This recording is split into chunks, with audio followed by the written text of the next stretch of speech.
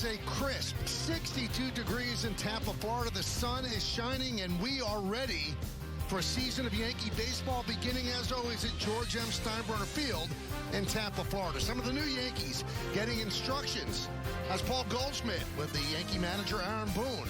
And they have Cody Bellinger. He'll be in center field. And then starting his first full season with the Yankees, it's Jazz Chisholm. Oh, yeah. Are you ready? We are.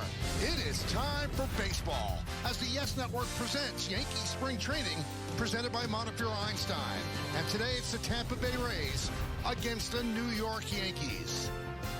Big crowd filing into George M. Steinbrenner Field as we begin the 2025 season. Jason Dominguez will be in left field and leading off today. The #1 prospect in the organization, number 21 overall in Major League Baseball. A lot riding on this young 22-year-old switch hitter. Settle in, everybody. It's going to be a long ride. Marcus Stroman gets the start when we come back. Lineups, first pitch, baseball, Yankees, Rays, next on Yes.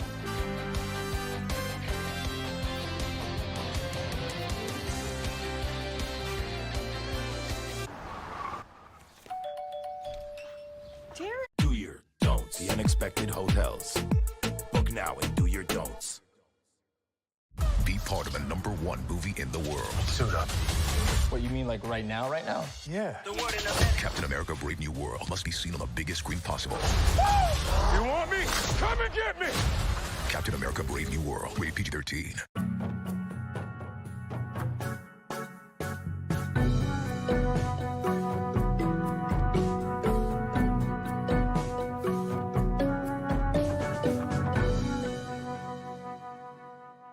I work best as a one-man operation, but I'd be lying if I said I wasn't nervous about getting my taxes right.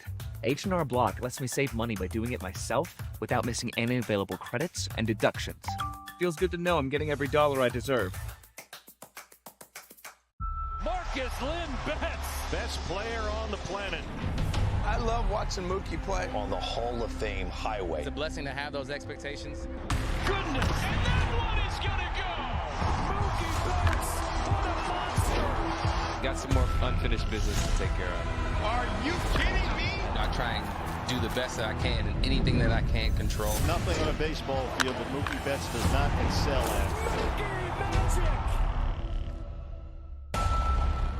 Bryce Harper is special. He's got a flair for the dramatic. Bryce Harper, for me, is must-see TV. You can't take your eyes off him. We all love his feistiness. Every time it's a big moment, Bryce Harper comes through. That's what you always dream of, to put a city on your back and do that for your team. And he did again! It is Bedlam at the bank! One of the coolest sports moments ever.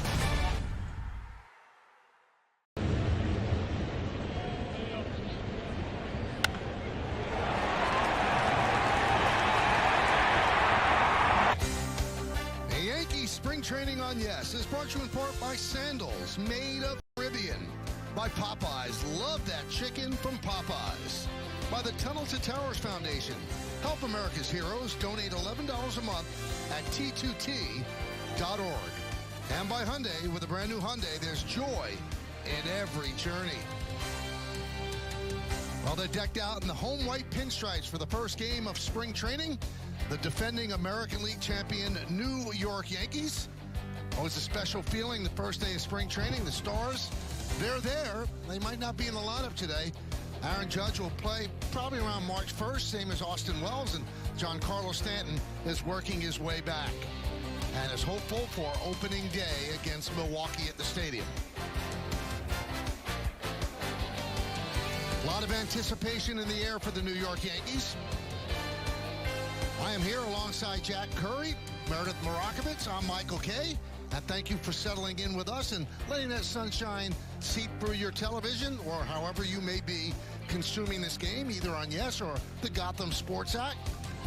Jack, exciting times. Yankees had a great season last year, falling 3 games short of winning a title, but winning the American League pennant and they feel that they've made the necessary changes to take that next step. Michael, it's been 114 days since the Yankees played a baseball game, and you mentioned it. It was the final game of the World Series, which they lost to the Los Angeles Dodgers. So now you start the journey in 2025 to try and get your team back to that plateau and this time figure out a way to win it.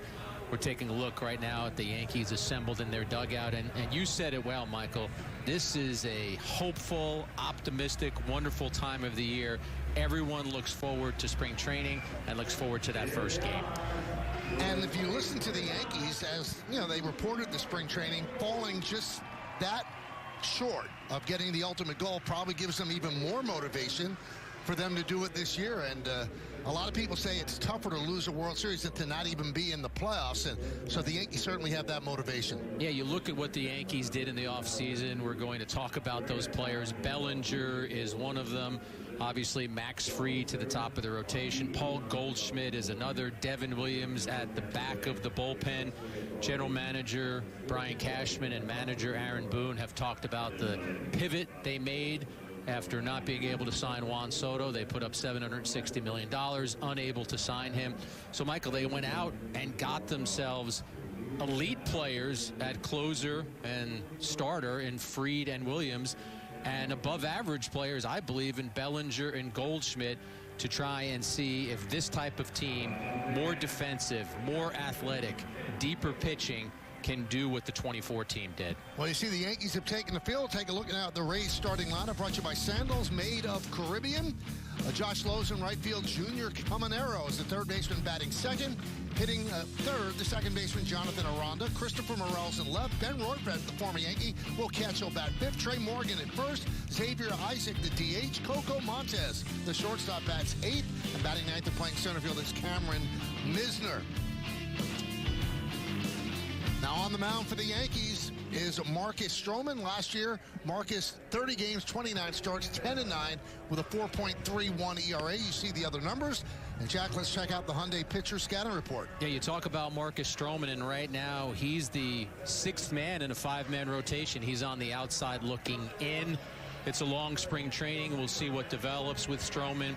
When he's successful, it's about pitching to the edges. He does not want to throw the ball over the plate. No major league pitcher does, but he threw 47% of his pitches in the strike zone.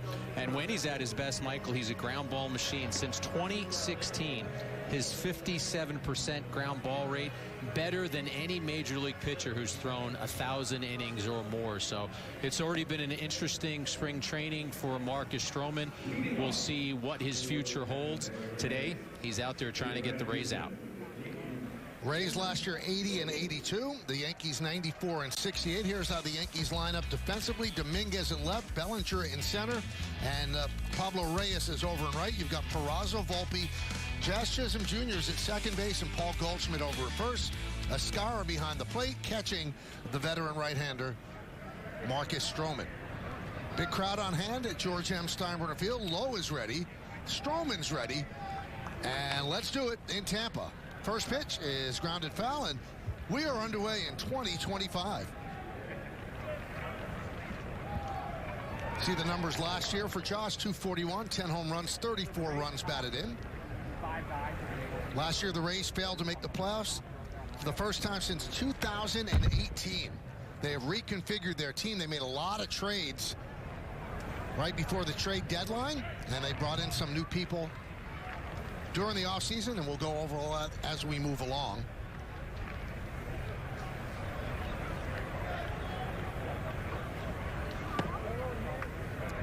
Pitch low and away. Home plate umpire is Sean Barber. James Hoy at first, Vic Carapazza at second, and Laz Diaz is over at third. We are also working this game with the ABS system, automated balls and strikes, where each team has two challenges. Josh Lowe does not challenge that one as it drops him for a strike, one away. Yeah, Stroman starting off strong, dispatching Lowe very quickly. This pitch on the inside corner, little tailback with that sinker. That's a pitch Stroman throws more than any pitch, throws it more than a third of the time. And Michael, you look at his 2024, he got off to a blazing start. First 14 starts, he had an ERA of under 3. But it was his final 16 games where he struggled. The ERA was almost 6. In September, he had an ERA around 9, and then didn't end up throwing a pitch for the Yankees in the postseason. He was active in 2 of the playoff series and not part of the roster in 1 of them. There's a ground ball, backhanded by Chisholm, 2 away. And he made some news at the beginning of spring training. Obviously, when the Yankees signed the free agent Max Fried, that made Stroman one of 6 starters, not one of 5. And when you look at the first 5, he is probably number 6. And he said, I'm not a relief pitcher. I'm not going to pitch out of the bullpen. And Aaron Boone backed him and said, I understand what he's saying. Brian Cashman said the same thing. We'll see how that happens, though, if it's opening day and he's still in the bullpen. Yeah, Boone talked about it and used the word awkward to describe the situation. I go back to something that Joe Torre said, Michael, about the 1996 Yankees. They had 7 starters, and here was Torre taking over a team that had a heartbreaking loss in the 95 postseason. And Joe very calmly said, it'll work itself out. And it did. And we'll see how this materializes for Stroman and the Yankees in spring training. I don't blame Stroman for saying he's a starter and he wants to be a starter. That's who he's been throughout his career. But as you detailed, right now, he is the 6th man in a 5-man rotation. Boone has said the Yankees don't desire having a 6-man rotation. So what happens in the rest of spring? John Flaherty always talks about how it's not just your team that's watching you, it's 29 other teams that are watching you. So with Stroman's name having come up in possible trade rumors, there are other teams watching this performance today too. The 1-2 to Aranda inside.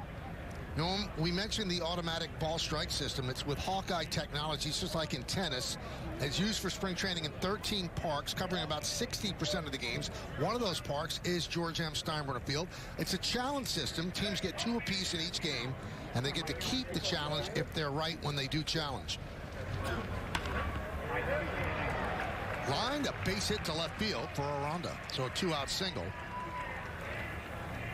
Now only the batter, the pitcher, or the catcher can challenge by tapping the top of their head. They show the review on the broadcast and on the park's video board to confirm or overturn the call. And in the minors, a challenge added an extra 17 seconds on average.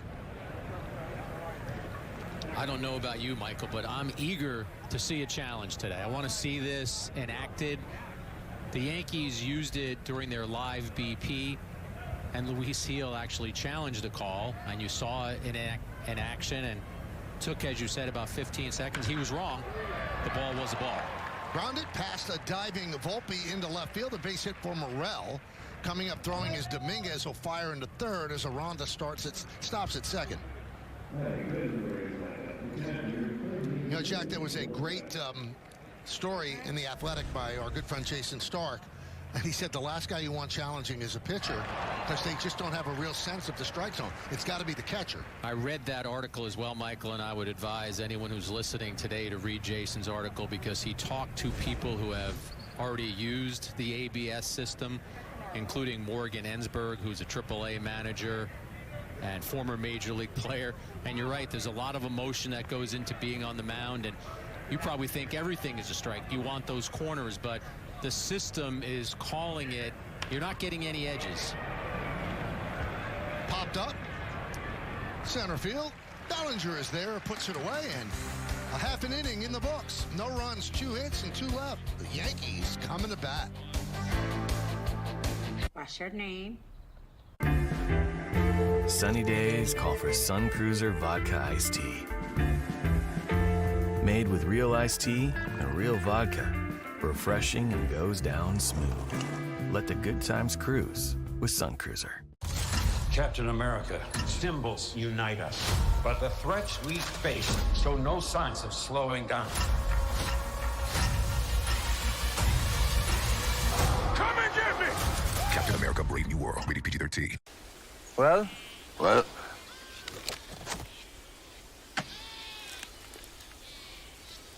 Like Squarespace, like. Squarespace, like.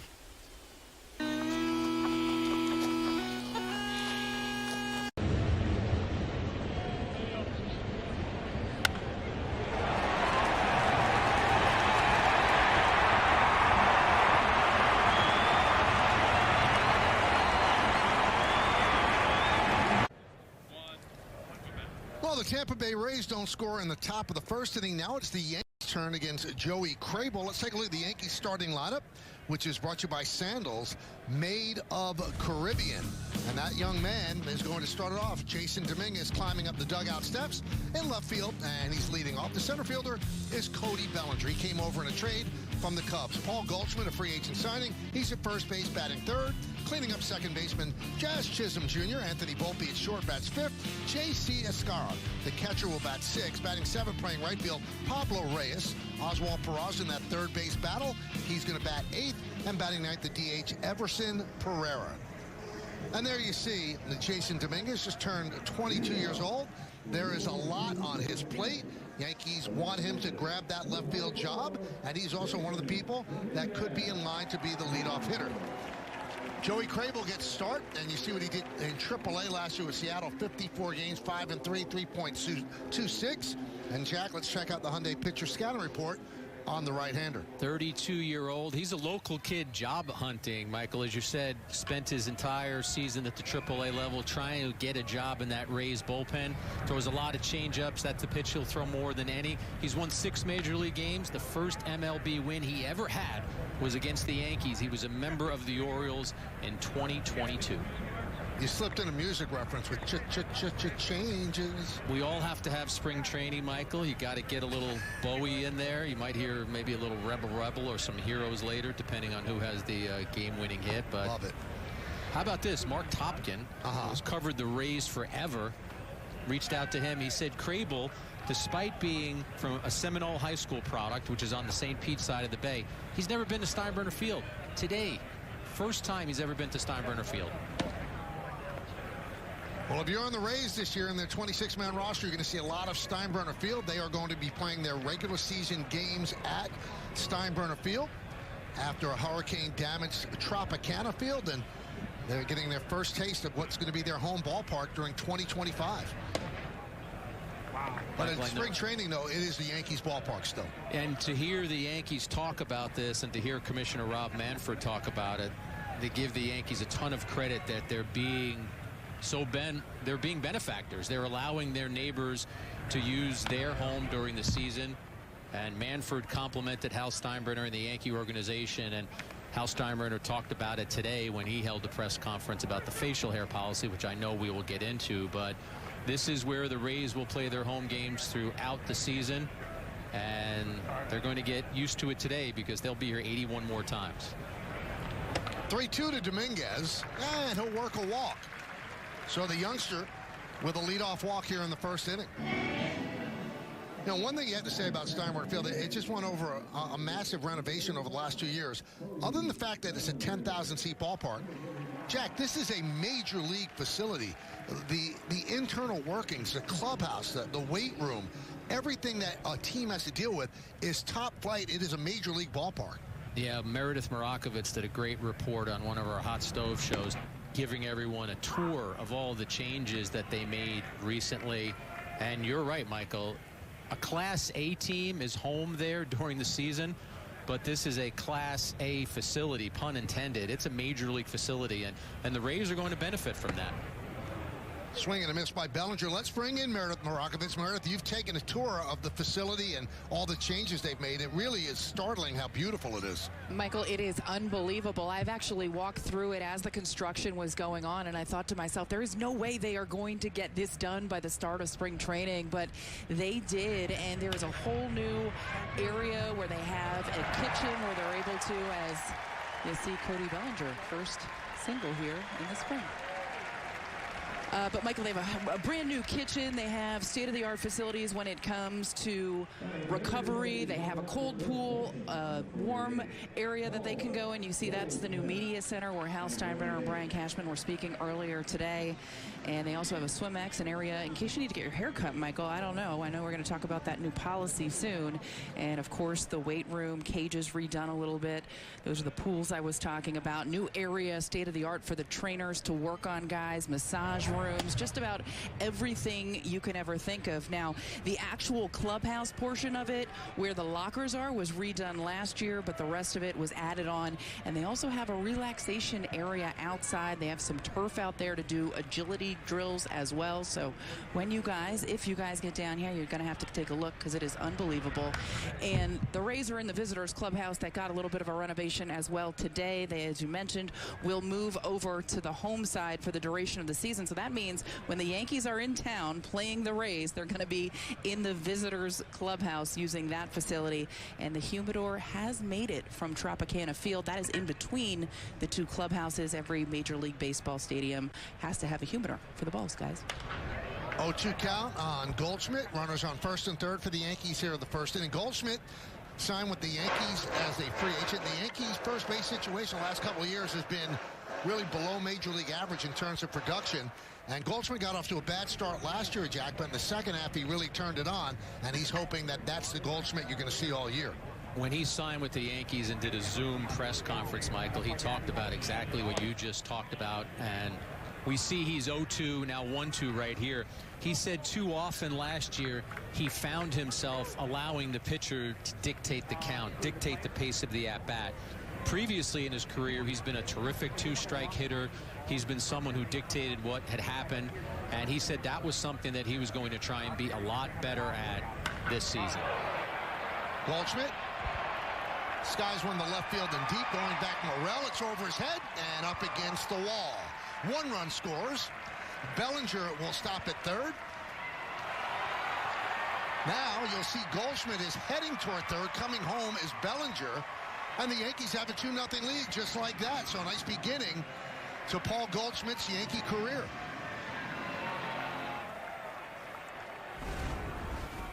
Yeah, this is exactly what we talked about. You get into a two-strike situation. You see the changeup is down. We talked about how the changeup is the pitch that Crable throws more than any other.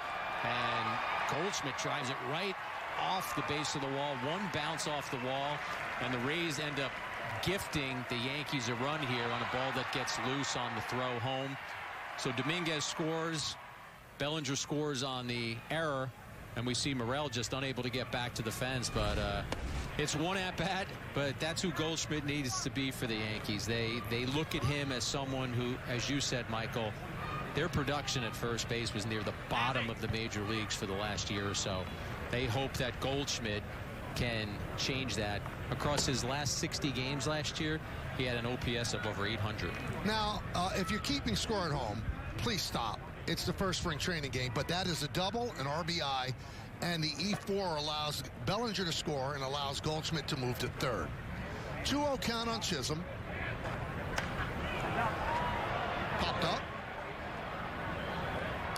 And that'll be out of play. Michael, we were taking care of a lot of business at the beginning of this game, but I don't think we should neglect talking about Dominguez in that leadoff spot, because I know you're a fan of that. He's a guy who sees a lot of pitches. Again, it's one plate appearance, but he made Crable work there. He got on base. My presumption is Judge is going to hit second in this lineup. I'd be very surprised if he didn't, but they need somebody to hit leadoff. Can it be Dominguez? Ground ball with the infield in, grabbed there at first base by Morgan, so staying put at third is Goldschmidt.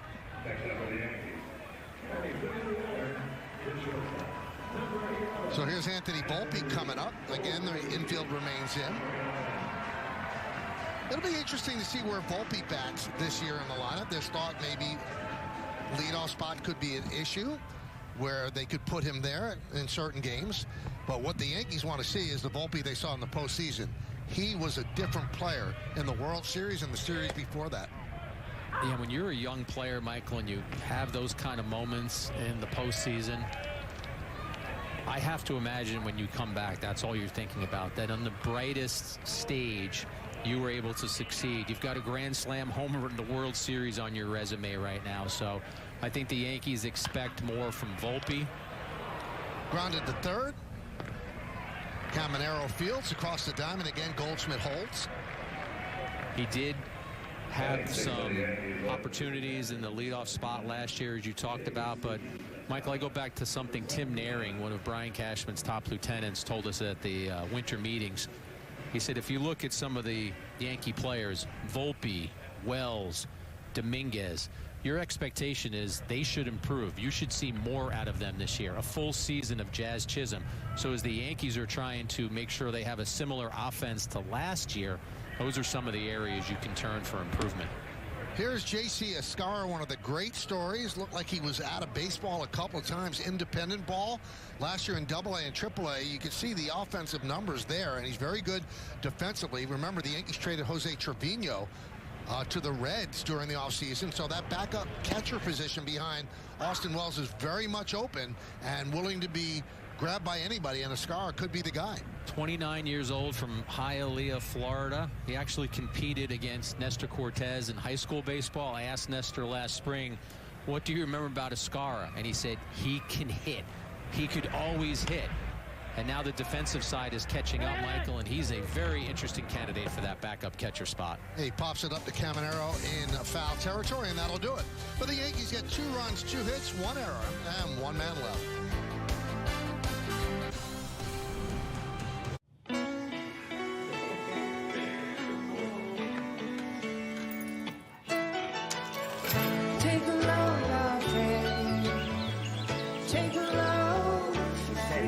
Today, we accomplished nothing.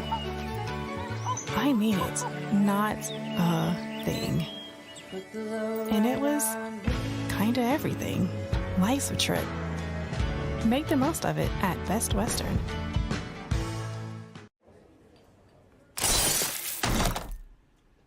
Squarespace. So it's an official website built with Squarespace, like? Ah, yeah. Sure.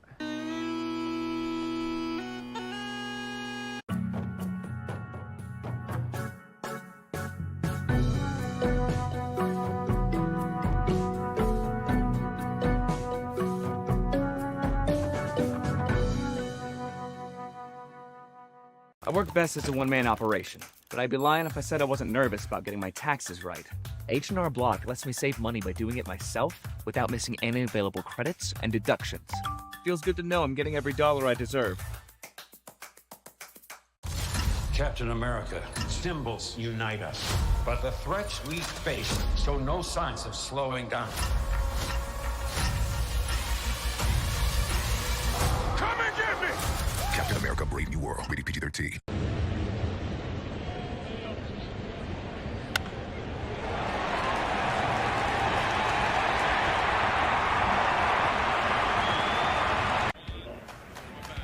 Well, fans, the YES app has moved to the Gotham Sports app, your new home streaming live Yankees, Nets, and more, free with an eligible TV subscription. Download the Gotham Sports app now and sign in with your existing YES app username and password, or visit GothamSports.com to get streaming.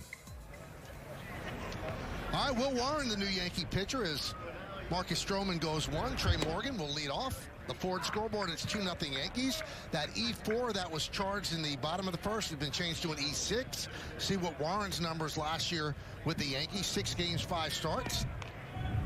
And he labored, but that did not lower the Yankees' expectations for this kid. They like his stuff, and they just looked at it and said, okay, he struggled at the beginning, but they have not given up on him at all. Yeah, he got a taste of the major leagues last season, Michael. You just detailed the numbers. Even at AAA, he had an ERA of around 6, but 109 and 2/3 innings. These are the numbers the Yankees like. You're seeing an example of it right there. 136 strikeouts, 39 walks. He's got good stuff. He needs that pitch, Michael. He needs a pitch to get lefties out, and it's that changeup that he used right there. He's got elite spin on his sweeper. At the AAA level, batters hit only .223 against it, and he had a 46% K rate. So he's somebody to keep an eye on. As you said, right now we're saying Stroman's the number 6 starter. Warren's probably your number 7 starter. So you're going to need other pitchers throughout the year, and the Yankees believe Warren is someone who can and should contribute at the major league level. And if you don't think you're going to use your depth in your starting rotation, you're wrong. Look at last spring training when, out of nowhere, Garrett Cole went down. And the Yankees still got off to an unbelievable start because they had the pitchers to absorb it. Pitchers will go down. It's that sort of industry right now. A lot of injuries, but you need guys that can step up and fill the void. And the guy last year was Luis Gil. Luis Gil pitched like Cole for half the season, which no one would have anticipated. I remember talking to Warren last spring training, and there's a confidence level with this pitcher, Michael. He said, I believe that I'm a major league pitcher. I have to go up there and prove it. And he got some bumps and bruises at the major league level last season, but he's someone who throws fastball, sinker, sweeper, change, and cutter.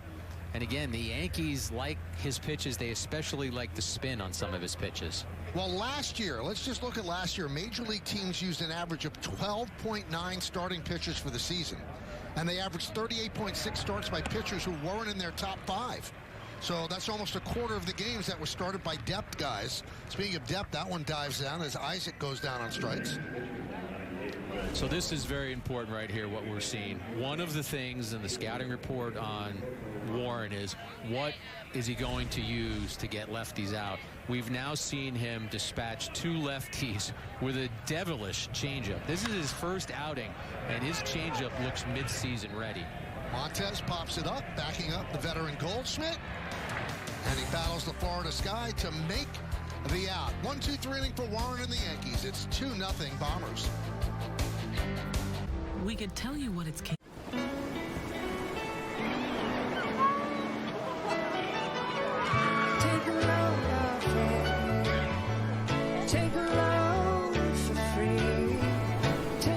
The key to a perfect family vacation? Separate rooms. Put the low right on me. Life's a trip. Make the most of it at Best Western. Captain America, symbols unite us. But the threats we face show no signs of slowing down. Come and get me! Captain America, Brave New World, rated PG-13. Feel confident on every road in the 2024 Mitsubishi Outlander. With our industry-leading warranty and elevated interior styling. Visit your local Mitsubishi dealer today. Well? Well?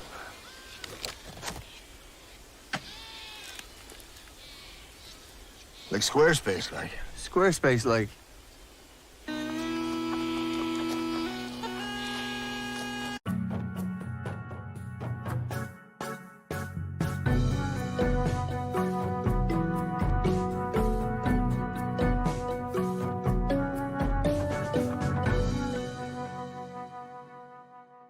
Goodbye off-season. Hello, baseball. Go around the horn to each team's training camps on MLB Tonight's 30 Clubs in 15 days. Let's do it. MLB Tonight's 30 Clubs in 15 days begins Wednesday, only on MLB Network. I did make the decision that the policy that was in place was outdated, and given how important it is to that generation, and given that it is the norm in this world today, that it was somewhat unreasonable. So I made the change, talked to the players this morning at the team meeting. I think they understand what my thought process was as well. There will be parameters to this, and they know that, just as we have parameters to our other policies and guidelines. That was managing general partner Hal Steinbrenner before the game, addressing the media about a change in policy that I don't think it's hyperbole, Jack, kind of stunned the baseball world. This is a 50-year-old rule instituted by Hal's dad, George Steinbrenner, and now the Yankees are saying, okay, you can have beards, still you have to have hair below the collar, above the collar, and it's a seismic change. As you mentioned, Michael, it's a policy that goes back to 1976. We know George Steinbrenner took over the Yankees in '73. It's actually something that the Big Red Machine, the Cincinnati Reds, used to enforce in their organization, and George liked that. As we see Reyes with a fly to deep right field, collected out there. And it's been part of watching the Yankees for all of these years. Everyone knows George Steinbrenner had a military background. It was something that was important to him. He thought that it fostered discipline, and there was something about it that was very important to the Yankees. So as you said, surprised to hear this announcement today, but when you hear Hal Steinbrenner explain it, and detail all of the players that he spoke with. He didn't want to say everyone that he spoke with, but he did acknowledge he spoke to Judge, Stanton, and Cole. You also see former Yankees like CeCe Sabathia, Ron Guidry, and Willie Randolph who are in Tampa. He said he spoke to players across the generations, across the different Yankee eras, and this was a decision that he came to. I think the most telling thing that he said, we don't want to ever be in a position where we lose a player that we think could help us win because he didn't want to come here because of this rule. And I think what the Yankees did is Peraza drops in a single. They got ahead of things, Jack, and I've always wondered, if you're going to change the rule, you almost have to change the rule before somebody fights back on it. Because if you did lose a player who said, I'm not going to go there because I don't want to shave, well, then that would look really bad, and it would be on the player if he changed the rule. Now the Yankees have gotten ahead of it. Now Meredith actually spoke with some of the players in the clubhouse after this was made public. And Meredith, what was the reaction from the Yankee players?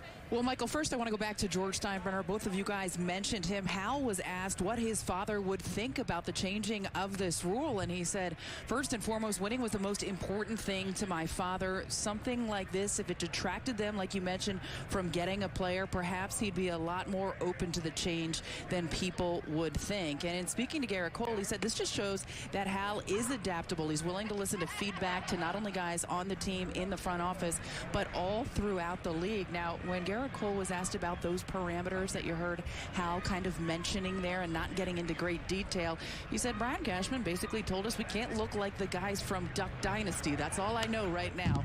And then added, hey, they're out in the woods all the time. You know, they can only do what they can do out there. But maybe that would not be the tidy beard that perhaps Hal. So that one wouldn't be acceptable. You know, I don't have Michael, I don't have the handbook in front of me. We'd have to ask Hal directly, but at a quick glance, I think maybe that would be outside the policy a little bit.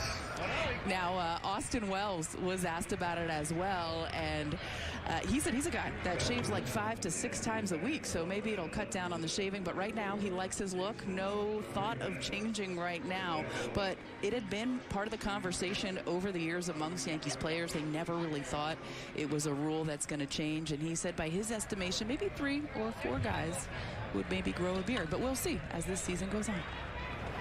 It is kind of funny, Jack and Merritt, that, you know, the season ends and then you see Yankees on social media in November, and so many of them have beards. So I don't think that anybody's ever pushed back. I mean, look at Devin Williams. He had that beard with Milwaukee for like 7 years, and he shaved it off because that's the rule. And then you had guys like Johnny Damon. He shaved it off. Randy Johnson got a haircut. So it's always been adhered to, but now the rule changes today as Jason Dominguez fouls out for the final out. In the second, no runs a hit, 1 man left for the Yanks.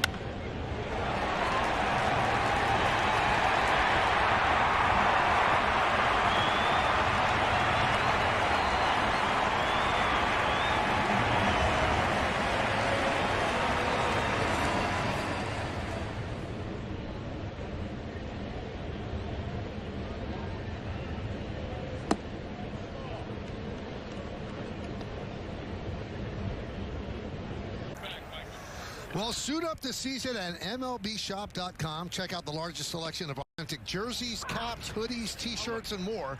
Visit MLBshop.com, the official source for your Yankees gear. Montefiore Einstein scoreboard, 2-0 Yankees.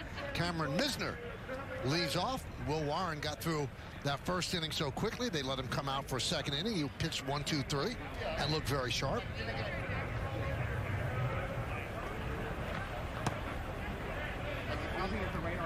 Stuff looks crisp in his first outing of the spring. Is that changeup again? He's facing lefties, which is a really good test for him. He will throw that fastball in the mid-90s, and talk about an interesting stat. At the major league level, Michael, even though he had an ERA of over 10 last year, against his four-seam fastball, batters were 2 for 27 with 11 strikeouts. So that pitch was beneficial for him at the major league level. It's about getting the rest of his arsenal to come along for the ride. There's a strike, 3-2. I'm going to make a prediction right now that in his post-game press conference or his little media session with Meredith and the other reporters today, Aaron Boone will talk about Will Warren's changeup. Grounded, foul outside of first. So now you're predicting what Aaron Boone's going to say. You're really spreading the wings. I think the Yankees are excited about this pitch because, again, David Cohn talks about this all the time. You want to succeed at the major league level. You need pitches to get batters out from the right side and batters out from the left side. And lefties last year at the major league level against Warren, the OPS was over 1,000. What are you going to do to neutralize them? There he went with the sweeper. Good take by Misner. It was down and in, but just a modest prediction, Michael. I'm not predicting 3 home runs for someone. No, I like it. It's strong. So Meisner's on first. Back to the top of the order, and Josh Lowe. Struck out looking in the first inning against Marcus Stroman. Stroman pitched the first inning. 1-2 inning for Warren in the second, and now out there for the third. Rays need Lowe to have a bounce back, Michael. His 24 was not as good as his 23. He had some injuries that he fought through last year, some oblique injuries. He was someone that the Rays really thought would take off. Ended up having a slash line of 241, 302, 391. Struck out 32% of the time. And this is for a team that was second in the major leagues in runs scored only to the White Sox. And the White Sox lost 121 games. Rays scored 604 runs. The White Sox scored 507. So to get that offense percolating at a higher level, they could use Lowe to produce more. Jack, it's unbelievable. Their offense was so sketchy that they finished 80 and 82, a testament to how good their pitching was because they didn't score. They had a .212 average with runners in scoring position. That's the lowest by any team, third lowest by any team since 1969. And still they were 80 and 82, which is shocking. It just shows you what Kevin Cash is able to do in squeezing as much as he can out of his roster because, Michael, you're right, the offense was non-existent. Grounded, Goldschmidt, he'll get the force at second, back to first, and it gets past, but it bangs right back as Goldschmidt will retrieve, and Lowe reaches on the fielder's choice.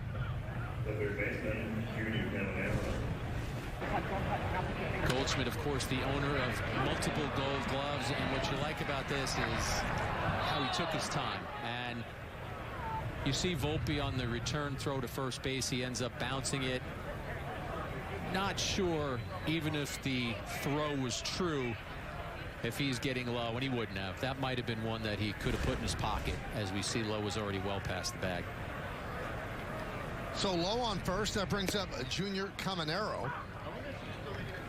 Caminero's just 21 years old, and he got some love over the winter for his top of the 9th inning Game 7 home run in the Dominican Professional Baseball League. And the love and the attention was just about the type of run around the bases he had after hitting the home run. He certainly styled, that's for sure, and got a lot of people's eyes. Yeah, dynamic player, as you said, still only 21 years old, someone that the Rays are hoping they can build around. Had a taste at the major league level last year. And this year, you're probably going to see him being their starting third baseman. Last year, 6 homers, 18 runs batted in. Had an on-base percentage a shade below 300. Pitch to Aranda is high. You can see Escara tried to pull that back into the strike zone. Escara, Michael, the last 2 winters has worked with Yadier Molina. So if you want to talk about a good catching tutor, someone who behind the plate you can learn a lot from, that's the person. Lined into the corner, down the left field line, but foul. You know, with the ABS system, which is not going to be instituted in the regular season, it is not. Not a lot of foul territory down there, but it fouled it. You know, there's talk that, well, the value of framers isn't going to be as high. And Escara, who actually dealt with it in the minor leagues, said, well, the bottom line is we're still going to catch all these pitches that are not going to be challenged. And the way we frame it could actually fool a hitter into not challenging. He said, so I think framing is still going to be very important. I do too, Michael. And remember, you only have 2 challenges a game. As we see Warren with that 4-seam fastball. And you and I referenced the Jason Stark article from The Athletic. What Jason pointed out is a lot of times you're going to save those challenges for later in the game. You're going to save it when you want your closer potentially to get that strike call, as opposed to something in the first or second inning. And there's that changeup again. I'm telling you, Warren's changeup looks like something that you would want to take right into the season. And he also should have gotten a call there. That was a swing. 2 balls, 2 strikes, 2 outs, runner on first base. Yankees lead 2-0. First spring training game of the year for the Yanks. That one is lined left side and through for base hit. Dominguez bobbles. He regains. Stopping at second is low, so a base hit for Aranda. He's now 2 for 2. So the anatomy of back-to-back pitches. He throws a changeup that dives, doesn't get the call, and then he leaves that changeup up. Aranda goes the other way with it. Dominguez with a bit of a fumble, but no harm, no foul, as the runner does not advance to third. You know, it's something to look at this spring training, because Dominguez has been working with Luis Rojas a lot on playing left field. They're electing to try him in left field, but as Brian Cashman has said, we have a long runway. We'll see what works. He's obviously been a center fielder in the minor leagues last year. The last month of the season, he did struggle in left field for the Yankees, and that cost him playing time in the playoffs. But the Yankees love Bellinger in center field, Gold Glove winning center fielder, and they would like this to work in left field. But again, it could change. I thought the Yankees would end up putting Dominguez in center field, Michael, because you want the rookie to be comfortable. But I've listened to Aaron Boone describe his rationale and his reasoning for going with Bellinger in center field. There's the difference in games started by Dominguez, and he likes the idea of Dominguez's athleticism and leaving him in left field, whereas with Bellinger, there will be some days where Judge DHs and Bellinger will slide from center field to right field, and then Grisham, who is your best defensive center fielder, will be the guy who plays center. I think Boone, at this moment, as you said, likes the idea of just leaving Dominguez in left field and letting him mature and grow there.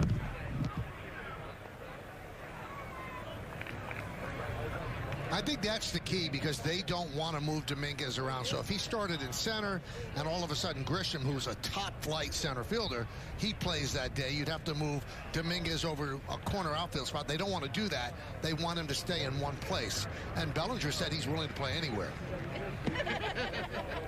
Meredith has detailed this in her reporting, and she has interviewed Dominguez. He's working hard at this, and he's putting in the time. And I think his athleticism and his confidence are only going to grow. And I don't think we saw the best version of Dominguez in left field last season. I don't think I'm breaking any news here. He's a better outfielder than he showed. Popped up on the right side. Who's going to get it? They run out of room as it goes into the seats. Another full house at George M. Steinbrenner Field. Michael, injuries notwithstanding, because you're going to deal with injuries. The Yankees have some player injuries they're dealing with right now, Stanton, etc. Would you say Dominguez is as important as anyone else in spring training? I believe he is the most important. Obviously, you want Judge to be judged. Some things you just take for granted, but Dominguez is the X factor. Let's put it that way. They really need him to be the player that they've always thought he was going to be when they signed him as a 16-year-old. It's his time now. 2-2. Good pitch, a little bit low. So a 3-2 count and 2 outs. Lowe will go from second, Aranda from first. That was a really good miss on 2-2. It was a nice take by Morel.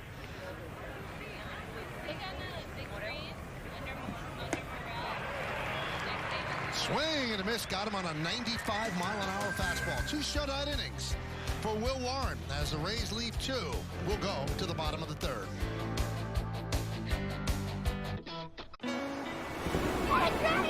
Wait, come back!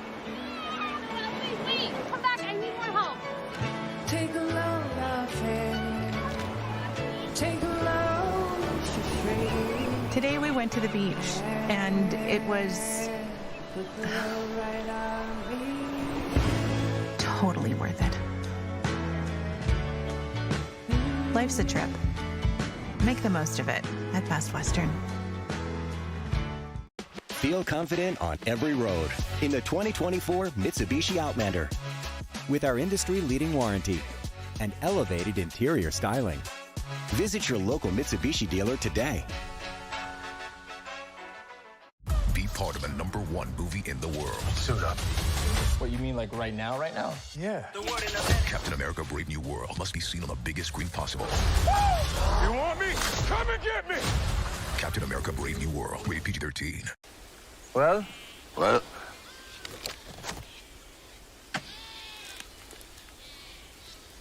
Like Squarespace, like. Squarespace, like.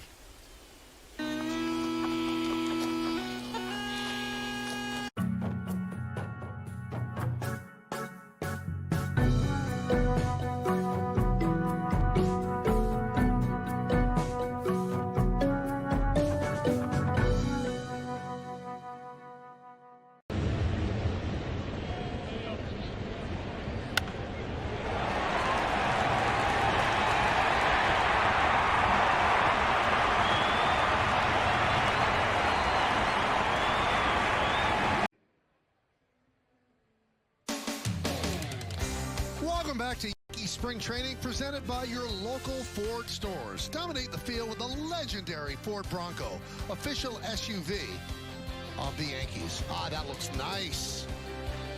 Spring training. Those words, pitchers and catchers, it all begins. We'll be with you the whole ride. Montefiore Einstein scoreboard, bottom of the 3rd. Cody Bellinger leads off against Eric Orsi. Pitch inside, 1-0. Well, Bellinger came over in a deal from the Cubs. You see his numbers last year. And he's excited about being a Yankee. Seems like he has always wanted to be here. His dad won 2 World Series with the Yankees. So now he steps into a big role. He's going to play center. He can play first. He can play left. He can play right. The most important thing he plays is offense, especially that swing will play at Yankee Stadium, Jack. Yeah, Rookie of the Year. He's got an MVP. He's got a Gold Glove. He's got a World Series ring. He's been a comeback player of the year. There's Clay Bellinger and a shot from 99. Cody and a shot from this season. And Clay was a pesky player, Michael, in those 99, 2000, and 2001 Yankees. Filled a lot of roles for Joe Torre and bench coach Don Zimmer. We see his son go down right there, but I think Clay Bellinger always had the Yankees in his sights. It's always a place that he had looked to maybe being able to go to. And in this moment, Orsi just gets him to swing right over that pitch. Now, you're better at this stuff than me, Jack, but I think Dad wore number 35, too. I believe you are correct. There's Paul Goldschmidt, an RBI double up against the left field wall in the 1st inning. And Orsi deals low, 1-0. He did wear 35 with the Yankees and 12 as well with the Yankees. He had a couple of different numbers with the Yankees. I don't remember 12, but I did remember 35.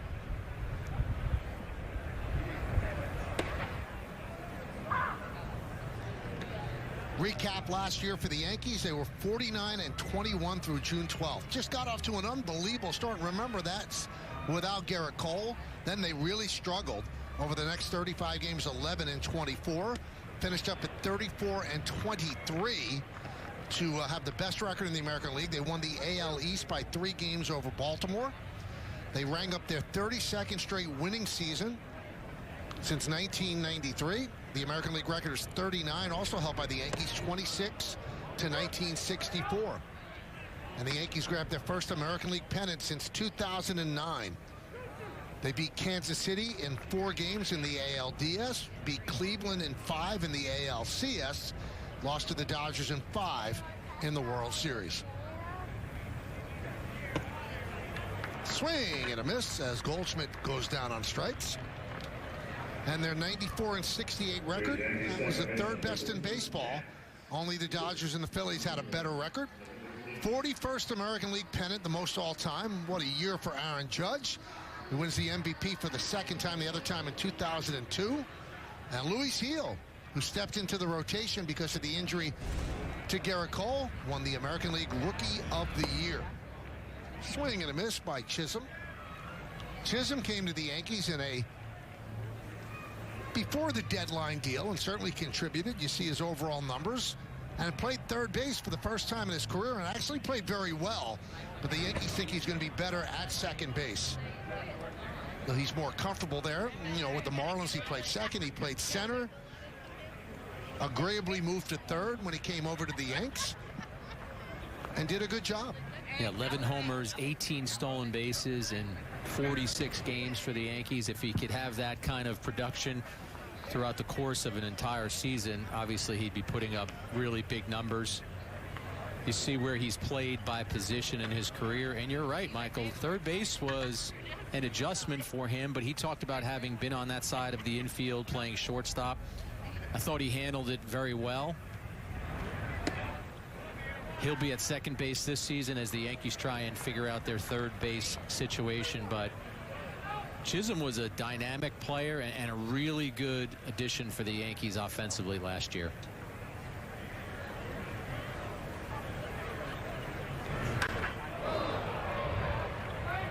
In fact, one more number on 3rd base. He had an outs above average defensive metric of 6 last year at 3rd base. So it just shows you the job that he was able to do there. Be interesting to see where the Yankees bat him. Could it be leadoff? Could it be in the middle of the order? He's got power, so you want to use that power in the middle of the order to drive in runs. But, you know, we've seen in baseball history, Jack, people with power lead off. The late Hall of Famer Ricky Henderson certainly proved that. I think the Yankees would probably lean more towards having him in the middle of the order. I look at his career on base percentage, .311. I see him more as a middle of the order guy, but you're right. Aaron Boone has been quoted this spring as saying there are 6 or 7 guys who you could mention as possible leadoff hitters, and he could see them in that role. I'm not sure if it's totally 6 or 7. I see Dominguez, I see Volpe. Chisholm, as you said, is a possibility. And Chisholm works a walk. So 2-out walk against Orsi. The catcher is challenging the call. Oh, a challenge. It was our first challenge. So challenged by Ben Rortvedt. He thought that was a strike. So let's take a look.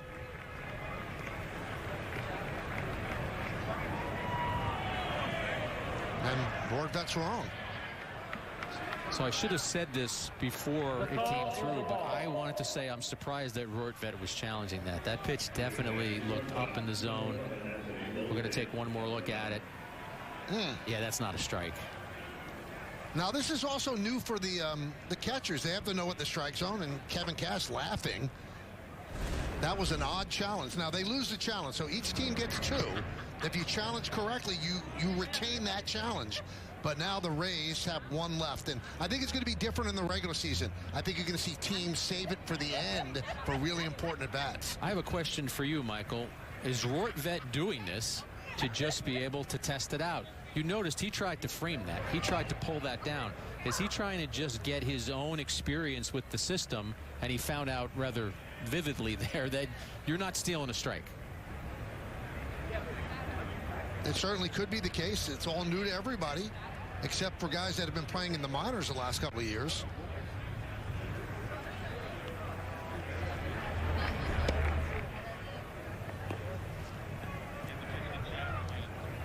Take another look at the pitch to Jazz that he decided to challenge. This was ball 4, but he thought it was a strike. And then he taps his catcher's mask, and they said, okay, we'll take a look. Ground ball, soft to short, booted, but the throw to first not in time, so an error by Montez keeps the inning alive as Chisholm advances to second. Second error of the game for Montez. He had a throwing error in the first inning, and once he bobbled that, Michael, with Volpe's speed, you know there's absolutely no way he's going to throw him out. And it's the first game of spring training, and we pointed out when players aren't hustling, we should point out Volpe hustling down the line as every player should. Escara takes a strike.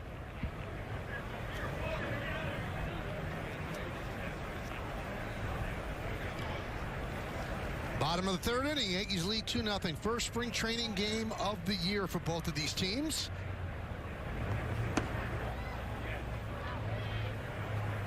And the first time we're coming into your home or your computer, we'll be with you all year. You're going to be sick of us after a while, but we love the fact that you're part of the family, and we thank you so much for listening.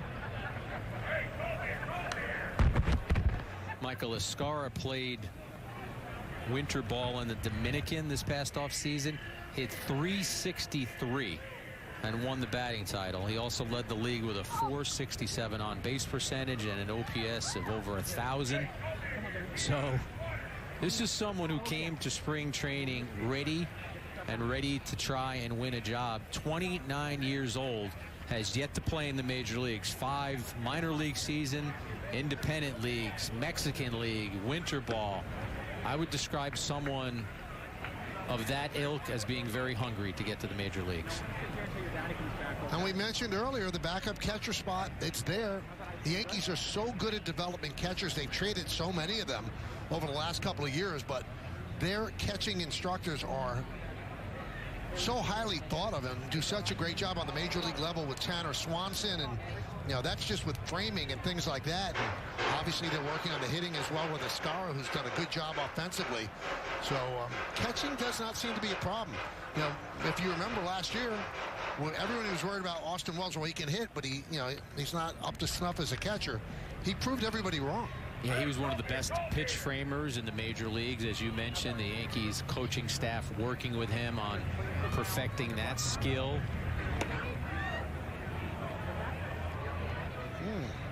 Now he challenged a pitch that was way out of the zone. You wonder why he doesn't challenge. Got one left, and his manager was chuckling at him, so I'm not sure he wants to do a second one in the same inning. Let's take a look.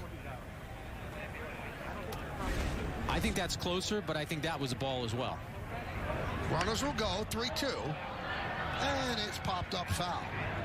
You know, one thing that we should tell you is that every strike zone in this system is adjusted for a batter. Now, throughout the year, and we show you the box that we have superimposed, and all broadcasts have it, it really does not change all that much batter to batter. This one does. They've measured all the batters that are going to play in spring training, so there's a specialized strike zone for each. 3-2. High fly ball, right field. Lowe is there. Lowe puts it away, and that'll do it. No runs, no hits, 1 error, and 2 men left. We're going to talk to Aaron Boone coming up. And the New York Yankees take the field.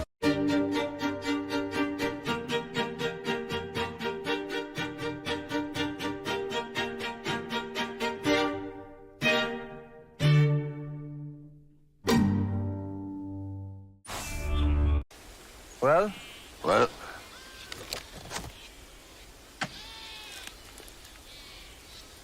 Like Squarespace, like. Squarespace, like.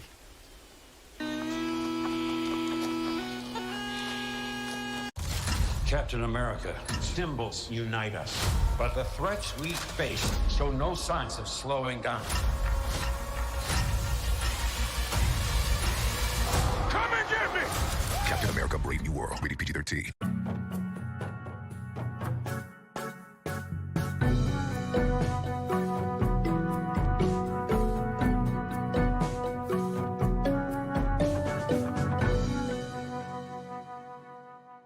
I work best as a one-man operation, but I'd be lying if I said I wasn't nervous about getting my taxes right. H&R Block lets me save money by doing it myself without missing any available credits and deductions. Feels good to know I'm getting every dollar I deserve. A trip to the 2026 World Baseball Classic is on the line when the second and third place teams from the WBC qualifiers in Taiwan square off in a winner-take-all matchup. Tuesday at 6 a.m. Eastern, only on MLB Network.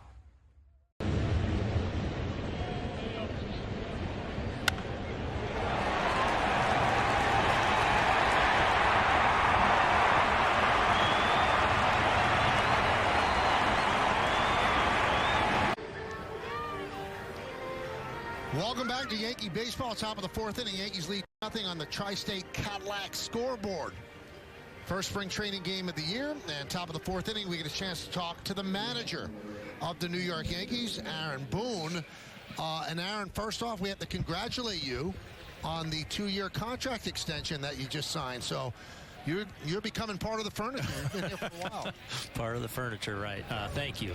I'm excited it's done and behind us, and really looking forward to certainly the next few years, but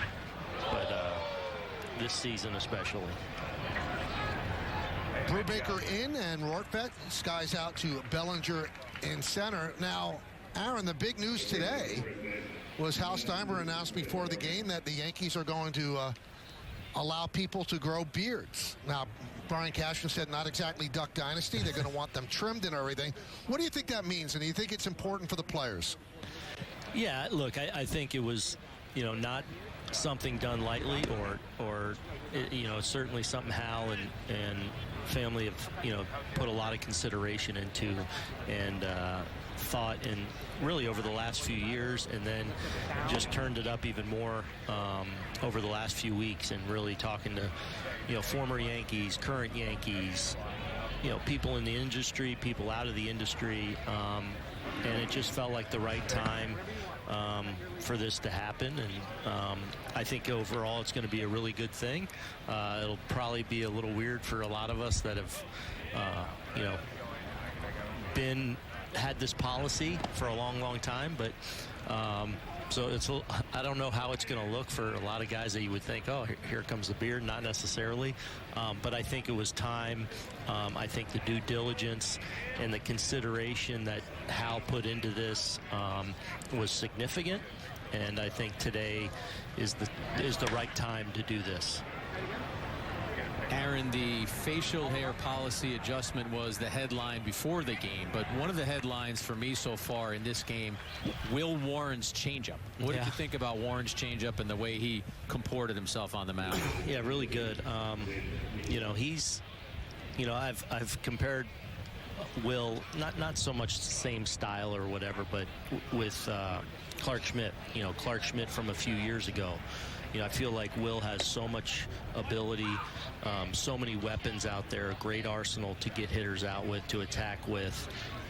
It's just about continuing to refine it, continue to gain experience, continuing to know how to use that arsenal, know how to miss, know how to stay away from trouble. But the stuff is all there, and the changeup has certainly been a factor for him. It continues to improve, and it's an important pitch for him, especially as a starting pitcher, where with that good two-seam action that he creates, and the slider and the sweeper, he's got that kind of natural advantage versus righties. But what's he going to have for a left-handed hitter? He's got the cutter a little bit, but that changeup and the development of that will be important for him moving forward. Sitting to your left is your lieutenant, your bench coach, Brad Ausmus. How's the hamstring after the basketball accident? You know what? he jogged out to the line today for introductions, which I thought was pretty impressive. So it's the first time I've seen him jog. To his credit, he got it good. He got the hammy good, and he did not miss a day of throwing batting practice. He's still hitting ground balls. You know, that's the old catcher warrior in him. You know, he's like, it's not going to take him down, even though he's a little beat up right now. I'll tell you what, though, he had the good sense of pulling a hamstring, not ripping up his knee, Aaron. Well, that's a little too soon with that, Michael. Little too soon. 2004. Yeah, a little too soon. That's right. Well, Aaron, while we're on the injury front or the injury discussion, what's the update on Giancarlo Stanton, and where do you foresee the rest of the spring taking him? Yeah, unsure. We'll see as the weeks unfold. Again, I don't think this is going to be a long-term thing, and you know, when he returns, whether that's, come on, yeah, we got him. Great play. So we'll just kind of, you know, listen to the body. It's something we absolutely, of course, don't want to rush. If we can get this, you know, we feel like now ahead of it, calm down as much as we can. It is going to be something that he'll have to maintenance during the year, we think. But if we can get it really calmed down now, we feel like it gives us a better chance just to be in a better long-term situation as the year unfolds. You were rooting for that too hard because you wanted to get off this interview. I know that's what you did, Aaron. I did but not. Thank you for coming on. All right, guys. Take care. We'll talk to you soon. Yep. Brubaker liked it. Boone liked it. And we will now go to the bottom of the fourth inning. We could tell you what it's...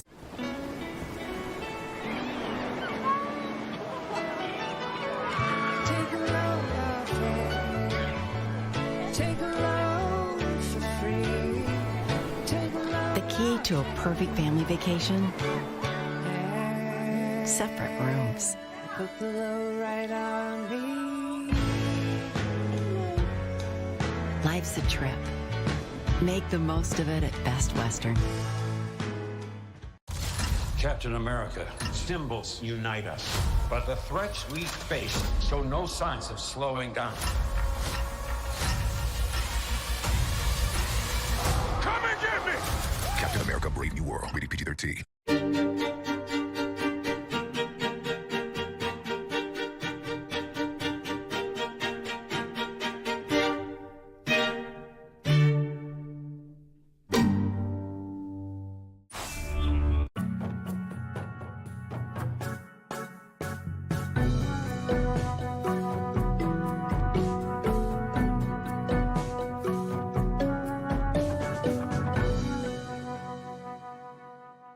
I work best as a one-man operation, but I'd be lying if I said I wasn't nervous about getting my taxes right.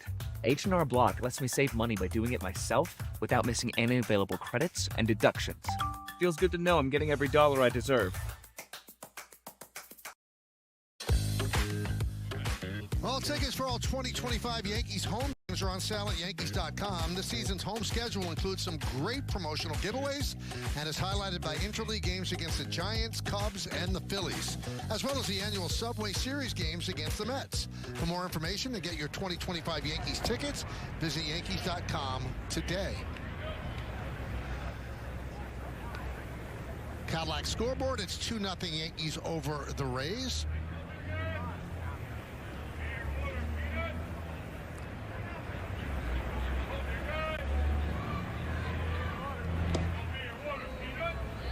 Pablo Reyes at the plate. Michael, he signed a minor league deal with the Yankees in November of 24.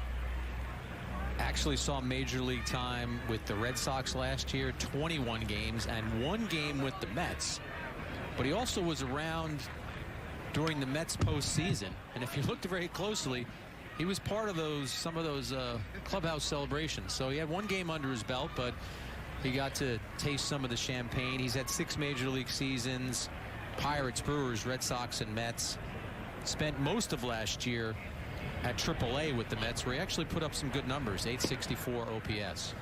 Paul Gervais is the new pitcher for the Rays. Crable, Brent, Orsi, and now Gervais. Bottom third of the Yankee order here in the bottom of the fourth inning. 2-0 Yanks over the Rays.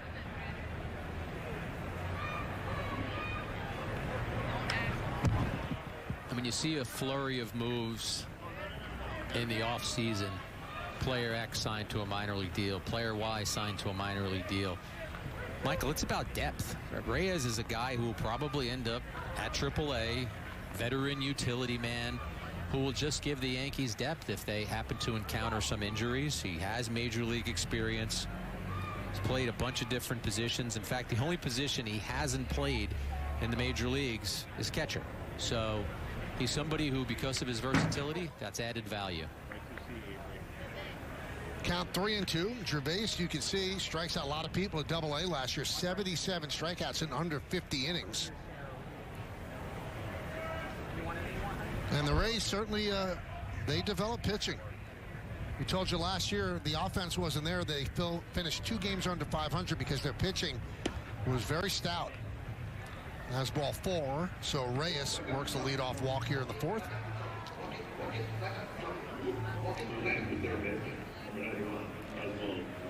That's going to bring up Oswald Peraza, and he's part of the mix at third base. It's one of the few positions that seem to be up for grabs for the Yankees. Backup catcher and third base, so DJ LeMahieu, Oswaldo Cabrera, Oswald Peraza, and Yorbi Vivas, all in the mix, battling for that third base spot, or at least a share of it.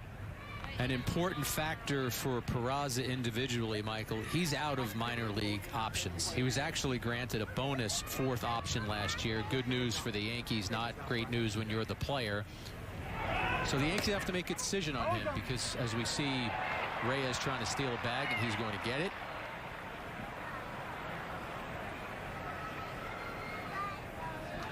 Rortveit's throw was low.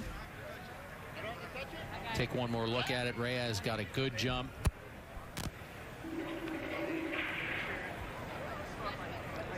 Safe pretty easily. But as far as Peraza goes, one more look. Yeah, Rays have not looked crisp defensively so far, Michael, across these first 4 innings. But Peraza trying to stick with the club, because if he does not make the 26-man roster and is exposed to waivers, somebody will claim him. Somebody will take a talented 24-year-old in their organization. So we'll see what the spring holds for Peraza as he tries to prove himself one more time. 3-0. There's a strike. You mentioned the Rays defense. They had 90 errors last year, tied for 20th in the big league. So they want to tighten that up, and also they want to get their offense back on track. Reyes leads off second. 3-1 count on Peraza. Now it's 3-2. Something to note with Peraza, if the Yankees end up going with a platoon at third, which I think they likely could, against lefties last year in the minors, 868 OPS, 5 homers and 73 at-bats. 3-2. And he works a walk. So 2 straight walks by Gervais. The Yankees have runners on first and second. And Everson Pereira coming up. These are the options at third base. LeMahieu, injury plagued last year, 204, 2 home runs. Cabrera did a good job playing all over the place, 247, 8 homers. You see Peraza, that was in the minors, and Vivas also in the minors.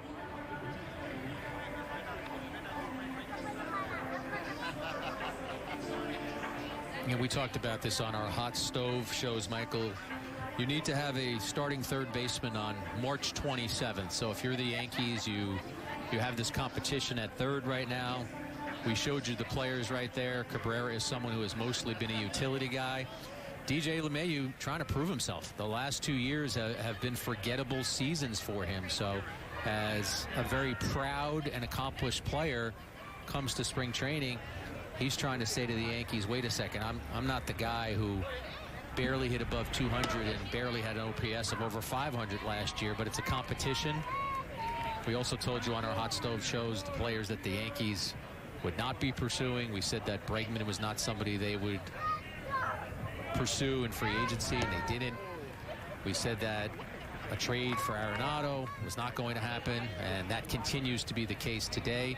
So it's those players on the graphic that we just talked about right now, and we'll see what the rest of the spring ends up showing.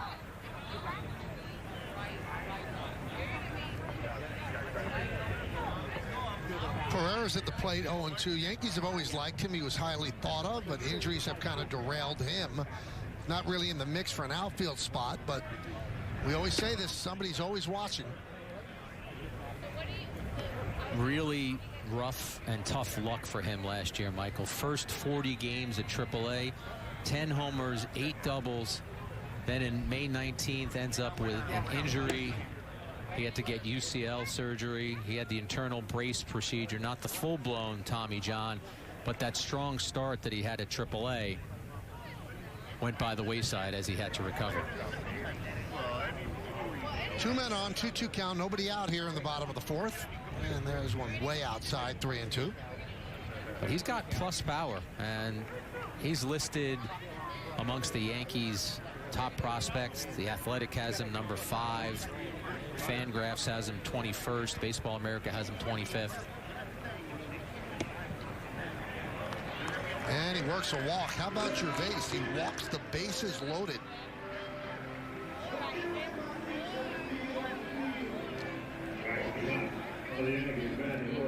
And that brings up the man they call the Martian, Jasson Dominguez.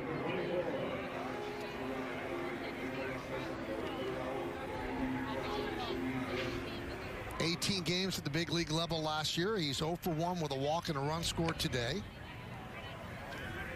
Yankees signed him as a 16-year-old, so we've been hearing about Jasson Dominguez for a long time. This is his time. This is his opportunity to grab an everyday role with the New York Yankees. Ground ball is short. There's one on the first, not in time.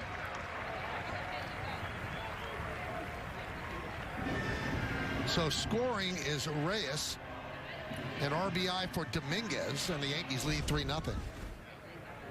Yeah, one more look at that. Dominguez taps this one to shortstop, but hustles to first, so he gets the RBI as the Rays unable to turn the double play. And I don't think we can emphasize enough what you said, Michael. This is Dominguez's opportunity to have an impact. A couple seasons ago, the Yankees didn't publicize this, but when Volpe was named the starting shortstop, he was told, you're the starting shortstop. It's not going to be a yo-yo situation. If you go 0 for 10 or 0 for 15, you're not going to get sent down to AAA. You're going to have your opportunity to thrive. I think the Yankees have to have that same kind of mentality with Dominguez. Let him go out there, and if there are some stumbles and there are some failures and there are some hiccups, that's part of becoming a major league player.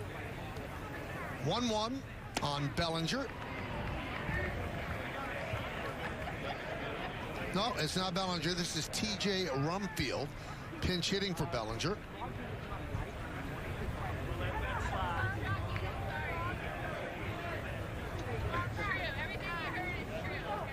So first and third, 1 man out. Bellinger, while he was in there, first Yankee game, 1 for 2, single and a run scored, as well as a strikeout. Looks like Boone getting a couple of at-bats for the likes of Bellinger and Goldschmidt, because Brendan Jones is on deck to presumably hit for Goldschmidt. So the 2 former MVPs in Bellinger and Goldschmidt get a couple of at-bats today. Right in on the hands, popped up.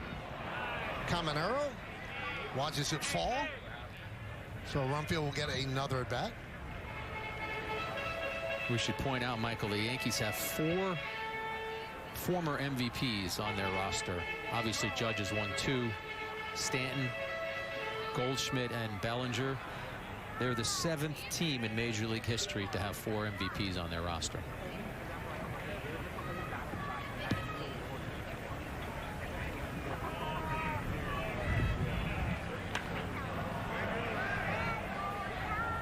Popped up again and out of play.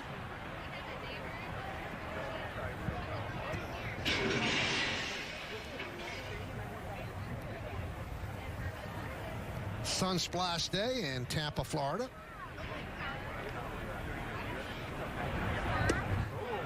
Swing and a miss. Rumfield down on strikes.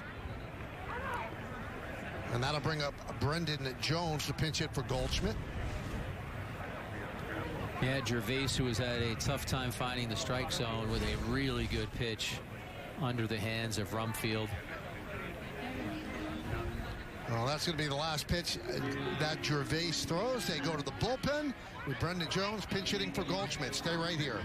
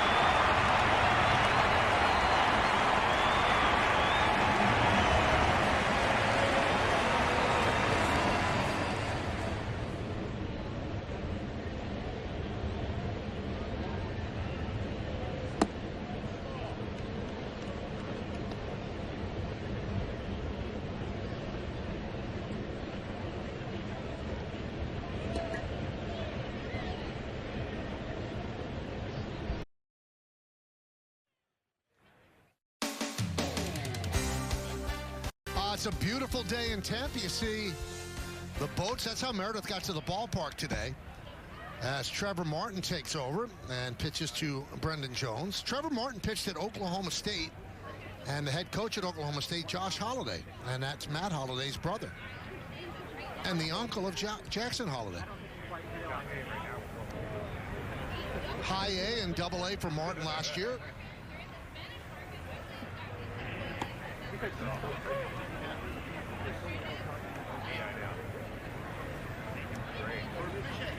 It's got to be a thrill for Jones. Played at Hudson Valley and Tampa last year. He got 24 games under his belt. He was drafted by the Yankees out of Kansas State. He was a 12th round pick, and now here he is playing in a Major League spring training game. And he rips one to right field, a base hit. Peraza will score. Dominguez moves to third. It's an RBI single for Jones, and the Yankees are up 4-0.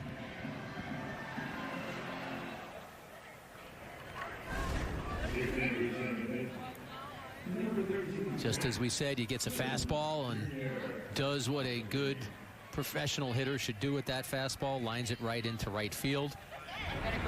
Delivers a run off Martin and the Rays.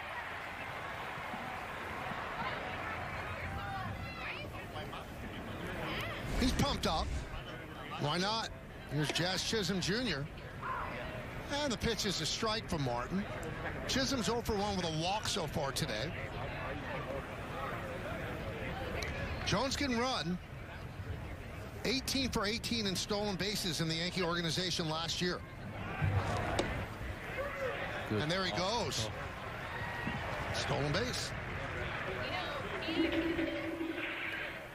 You read the scouting report.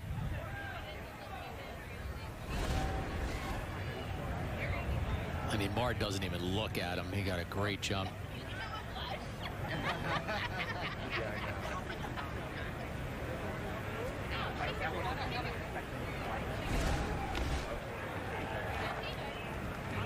Chisholm last year, Michael, one of 4 players with at least 20 homers and at least 40 stolen bases. Ohtani, Ramirez, De La Cruz are the others. Got to think he's a candidate to be a 30-30 guy, right? I think the stolen bases are a given. It's just whether the power comes along. And, you know, 81 games at Yankee Stadium, he's going to benefit from that.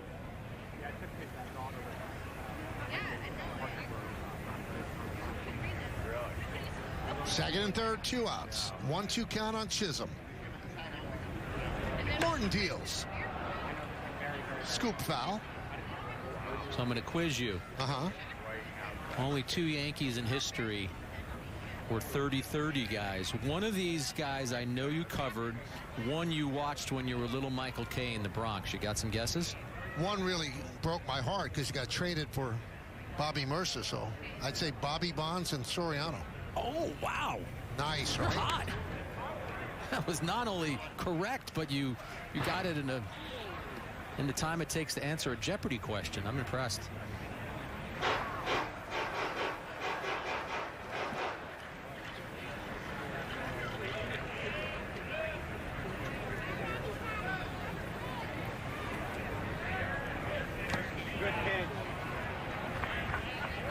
Swing and a foul tip held on to by Rortvedt, and that will do it. But the Yankees had 2 runs. They leave 2. We go to the 5th. Sunny days call for Sun Cruiser Vodka Iced Tea. Made with real iced tea and real vodka. Refreshing and goes down smooth. Let the good times cruise with Sun Cruiser. Well?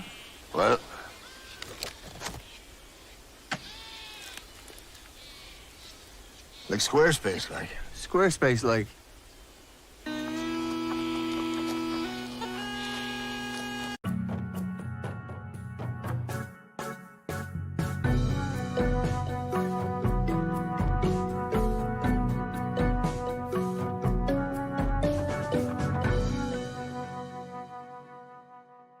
Be part of a #1 movie in the world. Suit up.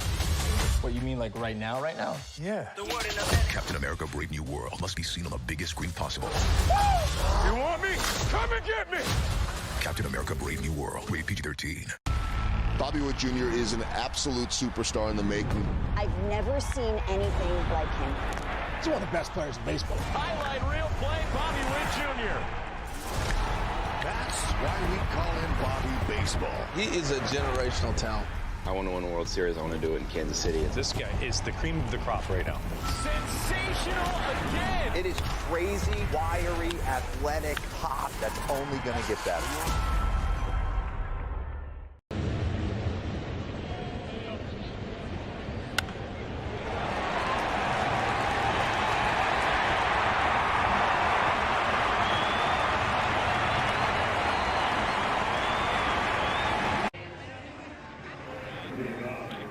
Hey, it is time for our interview of the day, brought to you by your local Ford stores. Meredith Marakovich caught up with the Yankees starting pitcher, Marcus Stroman. Thanks, guys. Marcus, first outing of the spring. Overall, how do you evaluate today? Oh, it was good. Just feels good to kind of be back out there. Body, mind, arm, everything feels good. So just kind of get everything underneath me. You mentioned in the clubhouse working a lot with your trainer this offseason. Did anything change about your program or your philosophy this offseason?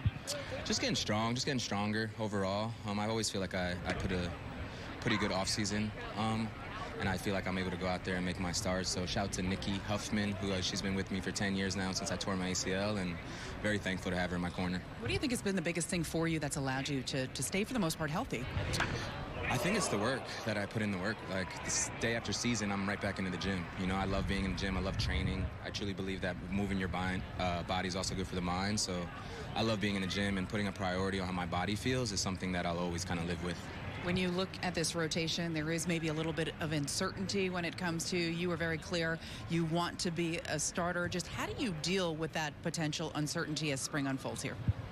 I mean, I'm pretty present, honestly. None of it's bothering me at all. You know, I've had a lot of growth as far as mentally in my life, as far as spiritually. Younger me probably would be very flustered and bothered by this, but yeah, nothing can kind of phase me in this point. So it'll shake out how it should, and like everybody in there knows I love them. They love my confidence, and yeah, we'll see how it plays out. What's next for you in the progression as you continue to build yourself up here? I'm going to throw, I think, this AI tool will take your idea and create a complete book, complete with design, images, layout, everything, including the content, literally building my pitch count and keep building my workload. So I'm using design. Thank you. Okay, so to create a new YouTube channel, you're first going to go to youtube.com. And then up at the top right, you're going to see the sign in button. We're going to click on that. Now this is how you create a new Google account from scratch. Down the bottom here, we're going to click create an account. And then you're going to select for my work and business, and it'll become apparent why we'll do that later. So we're going to select get a Gmail address. So you're just going to put in your first name and your... Originally was sitting and then went all the way down. Gets himself back up, but the Yankees... smartly are going to remove him from a spring training game. So Brubaker worked a scoreless fourth, gives up a leadoff single to Meisner in the fifth. Somebody's really upset about Brubaker leaving the game. Step up to the plate and get ready to play ball. The baseball show for kids where you can learn about batting, fielding, and everything in between from the real pros. Every swing is a big hit on Play Ball. Saturday mornings at 10 Eastern on MLB Network.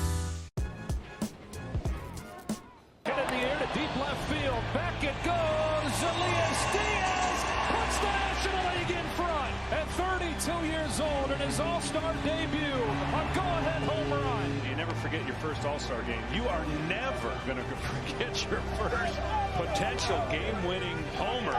Ramirez swings and misses. The National League's finally back on top. First All-Star game win since 2012. Tovar, he has been impressive. It looks like he's locked in at that shortstop position. Our guy could flat play defense on another level. Oh, wow. Oh, man. He's got good hands, good balance at the plate, hits the ball to all field. How about that Ezequiel Tovar? Ezequiel Tovar does it. Man, is Tovar special. Look for big things for him in the near future. Monday Hot Stove. There were some baseball transactions over the weekend. Good morning. We are coming to you live from the winter meetings. The news we've been waiting for is here. This contract is good for the game. Seismic news this afternoon. There's a bunch of trades going on, but none bigger than this. One, we are live, the Hall of Fame election announcement show. Wherever you go, baseball is always with you. Stream MLB Network's off-season coverage on any device.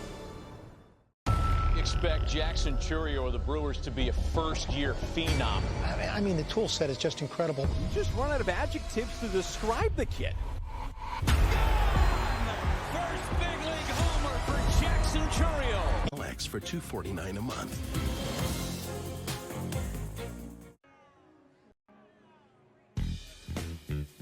It's time for today's injury report, brought to you by Montefiore Einstein, the official hospital of the New York Yankees. Well, we asked Aaron Boone about this. Giancarlo Stanton came to camp, pain in both elbows, tennis elbows, they call it. Clark Schmidt, they said he had a cranky back. They don't seem that concerned. Trent Grisham, a hamstring strain. Jake Cousins, a right forearm strain. Chase Hampton, a right flexor strain. It seems like there is concern about that.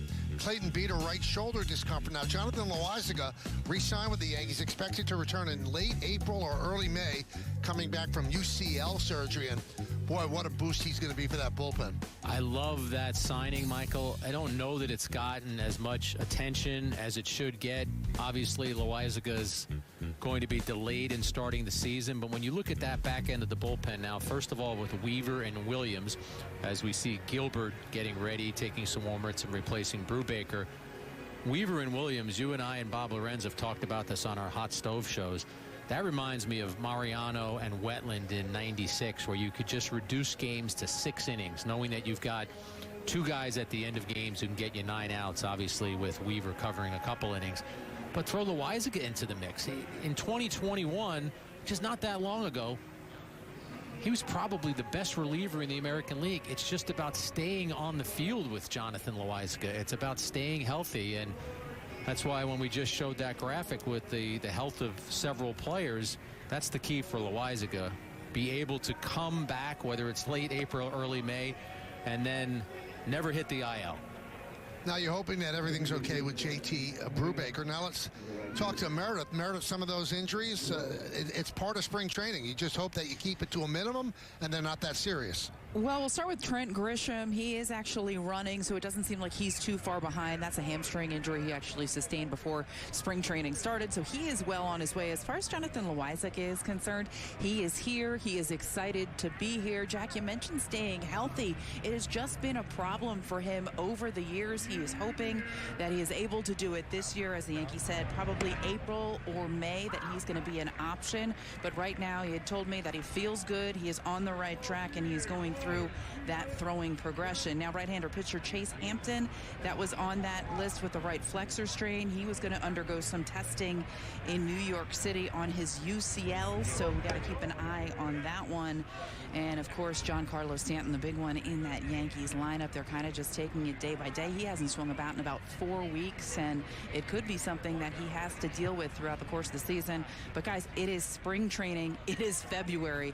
They want Giancarlo Stanton in that lineup when it matters most, so they're going to slow play it with him as well as some others this spring.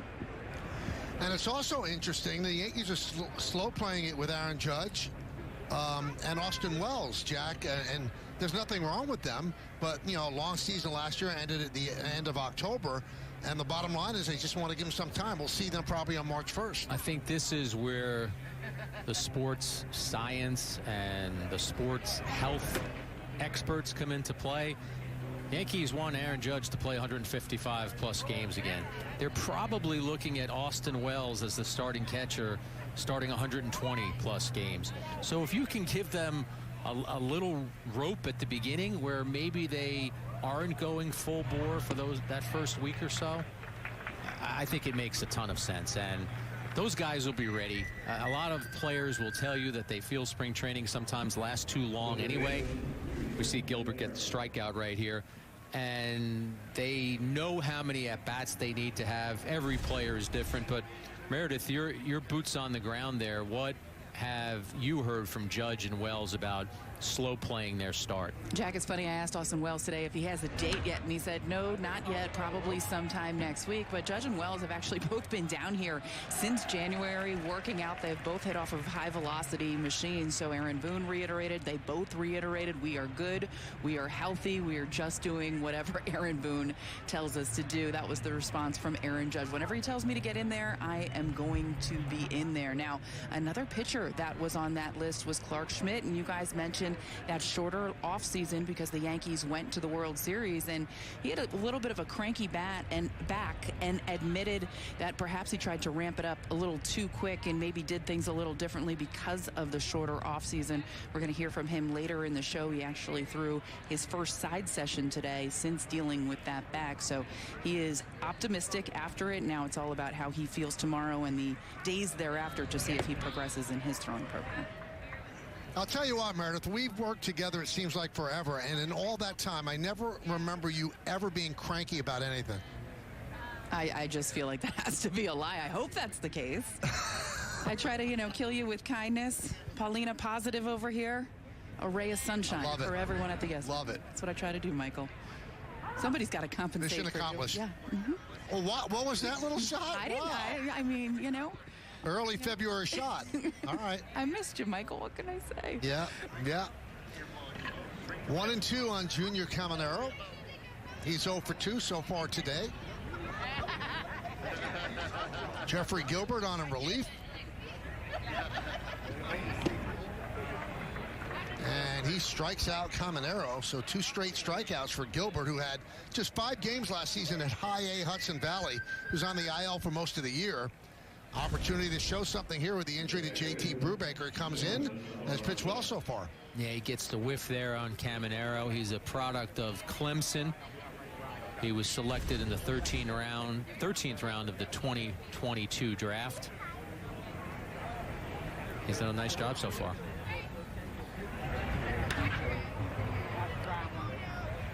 And Aranda skies it to left field. Dominguez battling the sun and puts it away for the final out. Good job by Gilbert. No runs a hit, no errors, 1 man left. We're halfway through. Yankees up 4-0. Now and then, you need to stop and smell the roses. Or the leaves, rocks, trees, sticks, and that one tree again. Stay 2 nights, get a $50 Best Western gift card. Feel confident on every road in the 2024 Mitsubishi Outlander. With our industry-leading warranty and elevated interior styling. Visit your local Mitsubishi dealer today.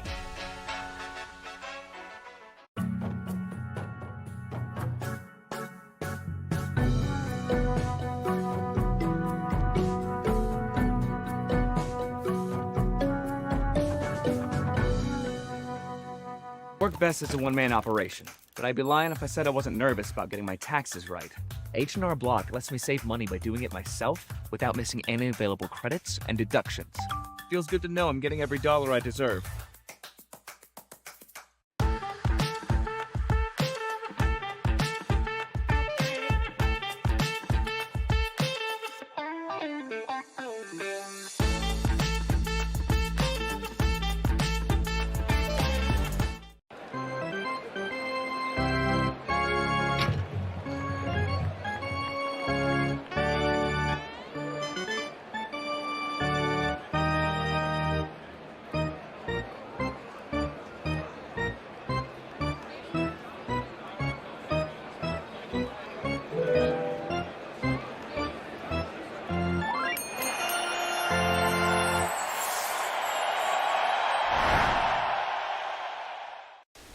Well?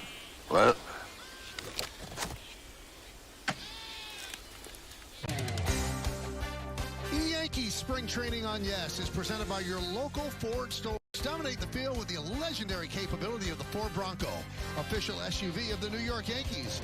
Visit your local Ford store for a test drive. We go to the bottom of the fifth inning. Monitor Einstein scoreboard. It is 4-0 Yankees.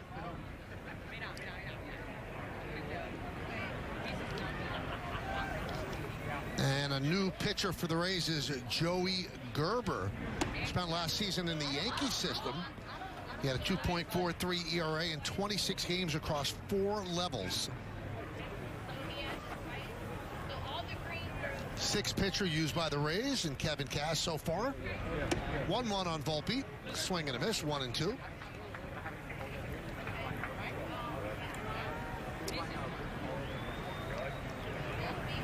Along with Jack Curry and Meredith Marakovitz, I'm Michael Kay. We thank you for joining us today on the Yes Network and the Gotham Sports app. And we also want to welcome FanDuel Sports Network.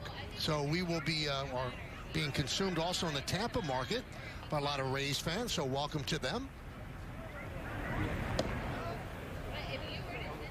Michael, we talked about the Yankees leadoff spot and how they're trying to figure out who will end up handling that position. Volpe actually started 76 games as the leadoff man last year. Interestingly enough, though, none of them came after July 3rd. And he goes down on strikes. And the fastball thrown by him right there by Gerber. But after July 3rd, the rest of the way, the leadoff batters that Boone used were Rice, Verdugo, LeMahieu, Torres, Dominguez, and even Jahmai Jones. So that will be one of the questions that Boone has to answer this year. Fly ball center field. Simpson is there for the second out.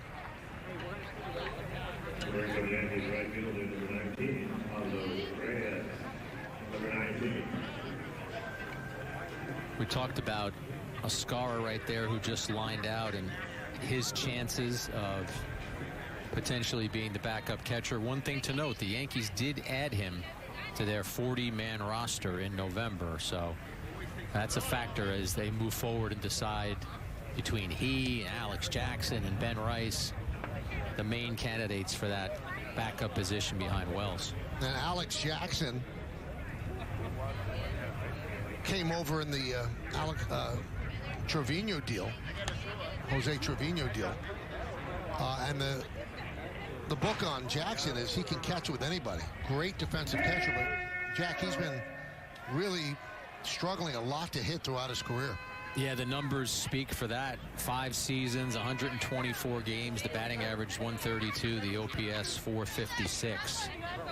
Last year he was actually with the Rays. Began the year in AAA with the Rays, got to the majors in May, designated for assignment, ultimately sent back to AAA in September. But yeah, offensively, it's been a struggle for him.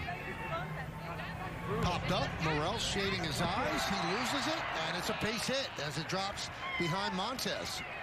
That is a double for Reyes, running hard out of the box, taking advantage of that pop-up that fell between Morel and Montez, and that high sun in left field in spring training, it came into play right there. Yeah, you could tell right away that Morel was having trouble deciphering where that ball was, and then toward the end, he looked for help, and there was no help to be had, and it's a gift-wrapped double for Reyes.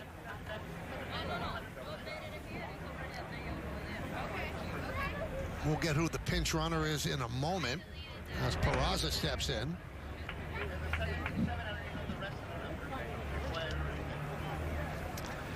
And that is Jackson Castillo.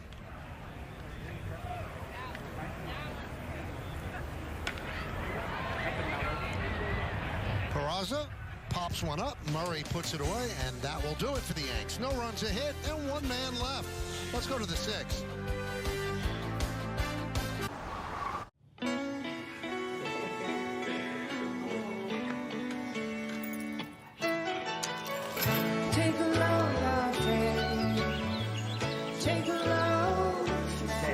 Today, we accomplished nothing. I mean it, not a thing. And it was kinda everything. Life's a trip. Make the most of it at Best Western. Captain America, symbols unite us, but the threats we face show no signs of slowing down. Come and get me! Captain America, Brave New World, rated PG-13. Well?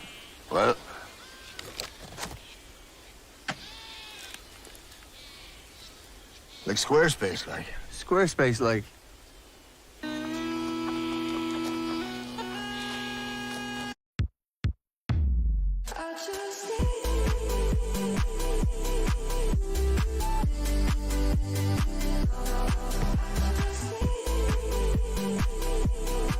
Buick, exceptional by design.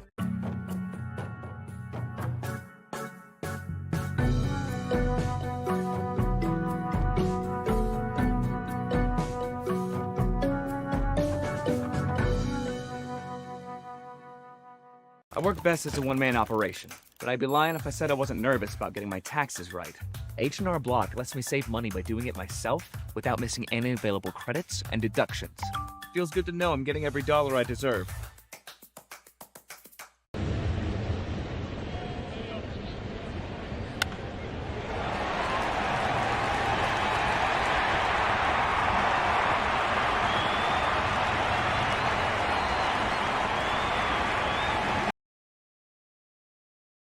Clark, you've been dealing with a little bit of a back issue. You threw on ground the other day, and today you got off the mound for the first time since that issue arose. So how did you feel out there? Yeah, I felt great. Today was really, really good pen. I thought stuff was really sharp, command was really sharp, so really happy with it.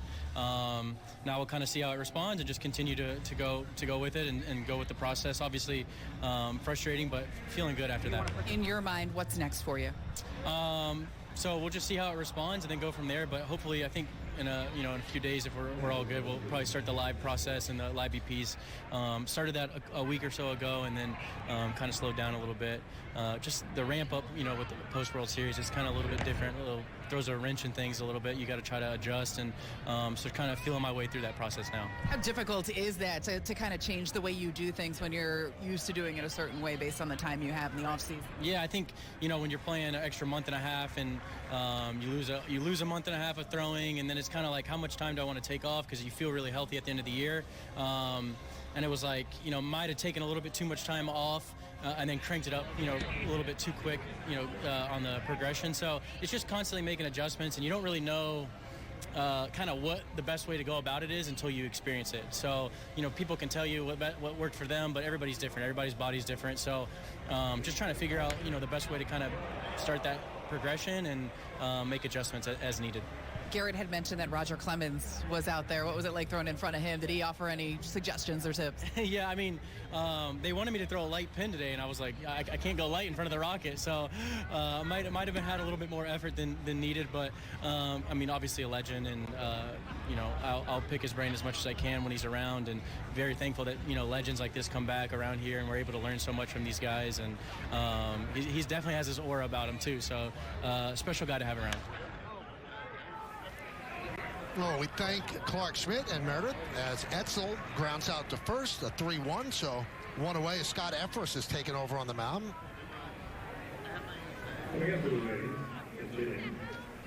Where do we start there, Michael, with Meredith's interview on Schmidt or a little Roger Clemens talk? Because that's one thing the Yankees do so well in spring training, that you turn around a corner and you go to a backfield and there's CC Sabathia, there's Ron Guidry, there's Andy Pettitte, and now Roger Clemens, who had not been at spring training that I know of for 10, 15 years, if then, maybe not at all, is there as well. And you could hear in Meredith's interview with Clark how excited it was to see Clemens.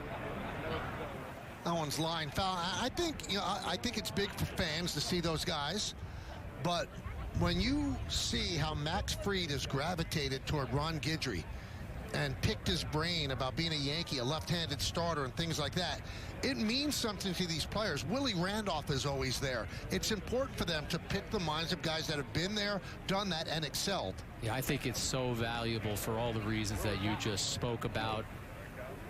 The other day, Volpe's taking batting practice, I'm sure it's happened more than once, against Andy Pettitte. Yep. Somebody he grew up watching, and suddenly he's facing him, and the important thing is to ask questions. The important thing is to make sure that you take advantage of that connection with those pitchers. Brendan Cuddy did a nice story in The Athletic referencing what you talked about with Fried and Ron Guidry, and Guidry said, I'm available. I just told him I'm available for whatever questions he might have. Now, Meredith, it might be a little daunting for some pitchers. You just heard Clark Schmidt talk about it, having Roger Clemens watch your side, but it also could be helpful. Well, Garrett Cole also threw his side today. Obviously a Cy Young Award winner. He knows what he's doing on the mound, but he said today he almost felt a little bit like a kid out there. We all know that he was a Yankees fan growing up, and he said he used to try to emulate his mechanics, his competitive nature on the mound, and he said the great thing about playing for this Yankees organization, there are so many great players that you're around, you get to meet, and they kind of try to give you their advice from when they played and things that can help you as you move throughout your career. He said he's been making a couple mechanical tweaks, and Roger liked what he was doing. He said, Roger Clemens is in my corner right now. It was a good day.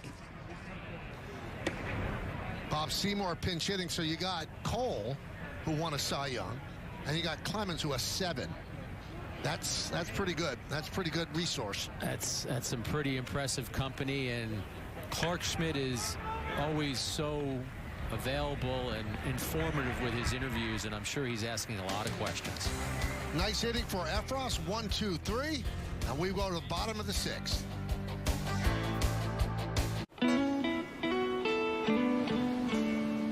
You ever just look at them and think, yeah, I'm doing all right?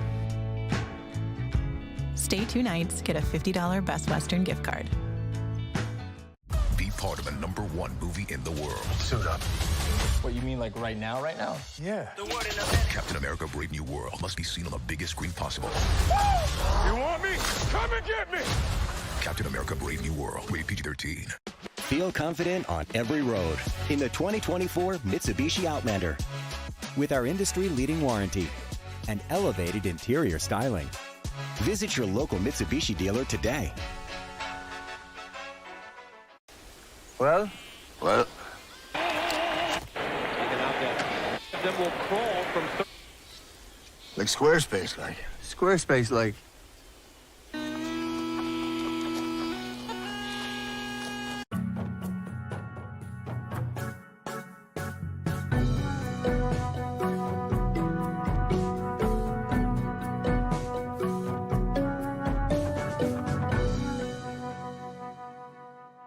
In my line of work, if you snooze, you lose out on making money. With H&R Block, I can file how and when it's convenient for me. Their tax pros have seen it all, including getting paid in different ways from different apps. and they make sure I'm not leaving any money on the table. Solving baseball's offseason is a tough case to crack. We got a lot of work to do. As the free agency frenzy continues, Matt and Harold are on the case. Hot Stove, weekday mornings 9 Eastern on MLB Network. Step up to the plate and get ready to play ball. The baseball show for kids where you can learn about batting, fielding, and everything in between from the real. Welcome back to Yankee Spring Training presented by your local Ford stores. Dominate the field with the legendary Ford Bronco, official SUV of the Yankees. Audi scoreboard 4-0. Yankees over Tampa Bay. First game of spring training. Nathan Wiles, a new Rays pitcher. And the pitch is outside. 1-0 as we start the bottom of the 6th inning. AAA for Wiles last year. 35 games, 11 starts. You see his numbers. Count 1-1 on Everson Pereira. It's a nice boost for the Yankees the way Efros looked. You know, that's a weapon that they couldn't deploy last year, and if he's healthy, he's an arm out of that pen. Spent most of last year at AAA, as you noted, Michael. Actually put up good AAA numbers. Only pitched 3 1/3 innings at the major league level. Slider, sinker, fastball, and changeup. The Yankees were very excited when they acquired him from the Cubs, but he missed 2023 at Tommy John surgery. Then he had back surgery. So you're right, as they assemble that bullpen for 2025, they're hopeful that they can finally get a big impact from Efros.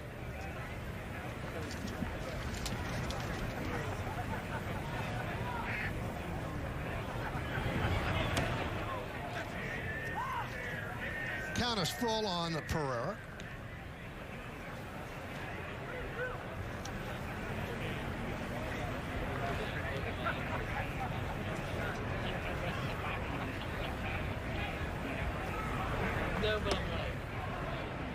Swing and a miss. Pereira down on strikes. Hey, Sunday on Yes, catch the next spring game from Steinbrenner Field as the Yankees take on the Detroit Tigers. Our coverage starts at 1 on Yes and also streaming on the Gotham Sports app. Now, Yes is going to televise and cover all 16 home games from Steinbrenner Field this spring. And the Yankees away game tomorrow against the Blue Jays in Dunedin can also be streamed live on the Gotham Sports app. So we got you. Swing and a miss. It's Andrew Velasquez, the Bronx-born infielder. This is his second stint with the Yankees. He signed a minor league deal. You see what he did at AAA last year. Showed a lot of pop. When he broke upon the scene, that was exciting. Local kid made good. Hit a home run. His family was in the stands. It was fun to watch.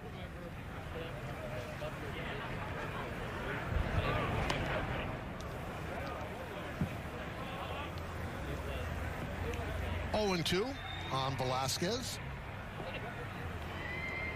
Grew up in the Bronx, 28 games with the Yankees in 21, 6 big league seasons. He's tried on several uniforms, 189 average in the majors over 275 games.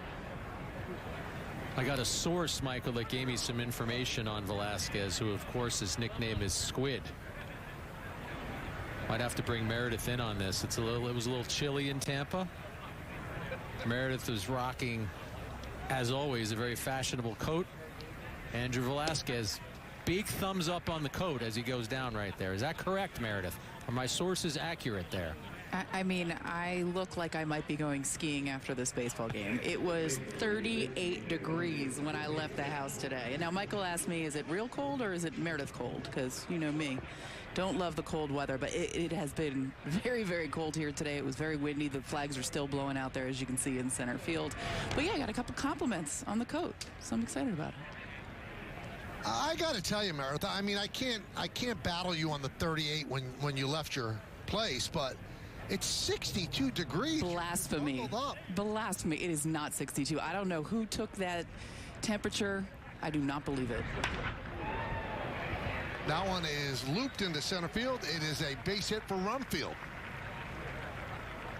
I don't know, Meredith. My trusty app says 62. Well, your app isn't here, and I'm telling you, unless you're standing in the sun with it just beating on you in an area where there is no wind, it is not 62. It did warm up a little bit, but unseasonably cold right now, hoping it heats up in the next couple days. Now, last week was absolutely gorgeous. Couldn't have asked for a better week in Florida. Jack, all I know, August, 98 degrees. Meredith and Susan Walton be in the back of the booth going, I'm freezing. It's freezing here. Well, it is. They're pumping the air. I hate air conditioning, Michael. Terrible invention. Great boy band back in the day, too. Just saying. 0-2.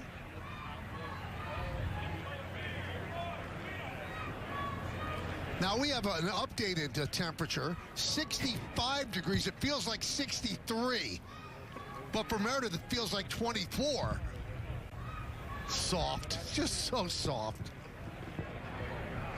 We got the gloves and the scarf ready to send down. See, Jack, this is what happens when Michael and I don't do a broadcast for a long time. Just picks on me. Picks on me. Jack, you were here. She took the first shot earlier. Well, technically, I would say that's accurate. All right. Choosing sides early. Okay, I'll take the coat off. Will it make you feel better if I take the coat off?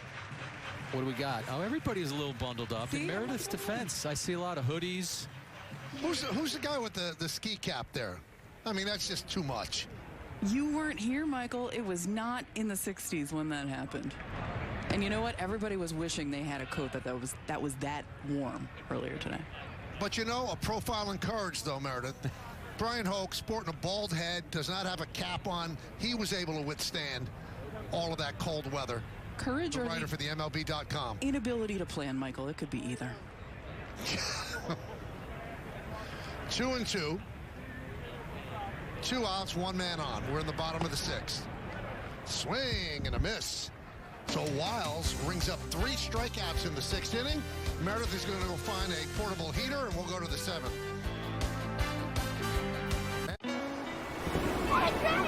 Wait, come back! Wait, come back, I need more help. Take a load off him.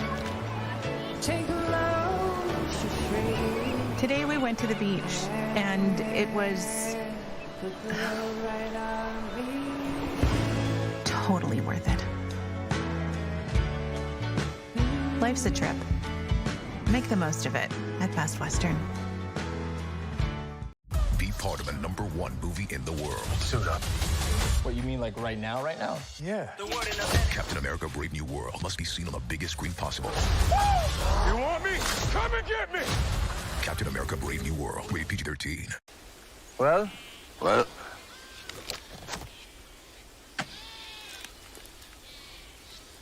Like Squarespace, like. Squarespace, like.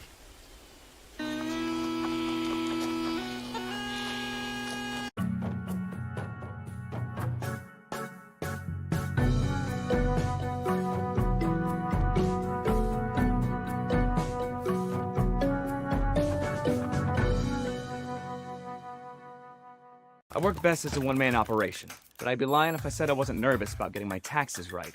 H&R Block lets me save money by doing it myself without missing any available credits and deductions. Feels good to know I'm getting every dollar I deserve. If you're a baseball player and you want to watch just sheer joy and the way to play the baseball game, Jose Ramirez, look no further. Every time he's locked and makes contact, it's a homer. Jose Ramirez! Wow! When you are a star player, it is not just home runs, it's all the things you do. That's the beauty of the sport. Jose Ramirez! Well, fans, the Yes app has moved to the Gotham Sports app, your new home for streaming live Yankees, Nets, and more, free with an eligible TV subscription. Download the Gotham Sports app now and sign in with your existing Yes app username and password. Or visit GothamSports.com to get streaming. New pitcher is Brent Hedrick.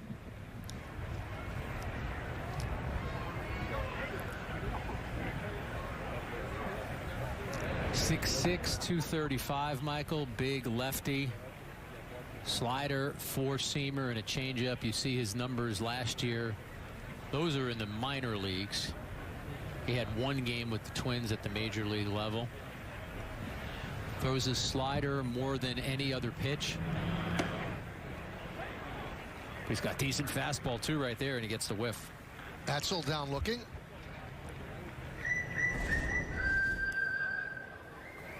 One more look at Hedrick saying, here you go. Here's my four-seam fastball. Let's see if he can hit it. Over the top delivery gets him the whiff. On the subject of lefty relievers, the Yankee bullpen was taking shape this offseason, and there was a period of time where they didn't have any lefties. And then they made the move to re-sign Tim Hill, which I think was a smart signing. He gives you a look out of the bullpen that very few other relievers give you, the way that he delivers the ball. And then they added some other players on minor league deals, including Hedrick and Tyler Matzik, a couple of other lefties.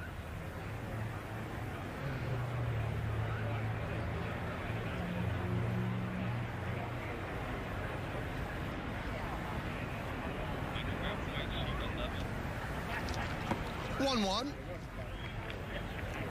2-1 on Carson Williams.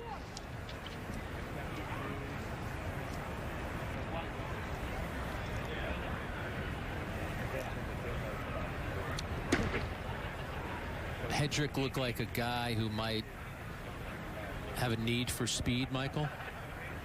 He comes from a family of professional drag racers. His parents, his older sister, his aunts, and his uncles, all professional drag racers.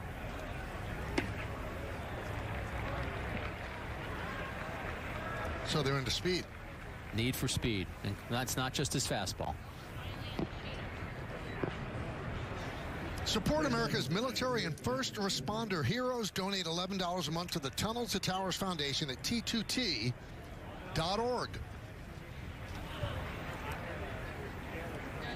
Well, this is the first game that we're doing with the ABS system, and we've only seen one challenge so far. And it is ripped to right field. It is a base hit off the bat of Chandler Simpson. Moving to third is Williams. He'll make it, so Simpson with a hit. First and third, one out.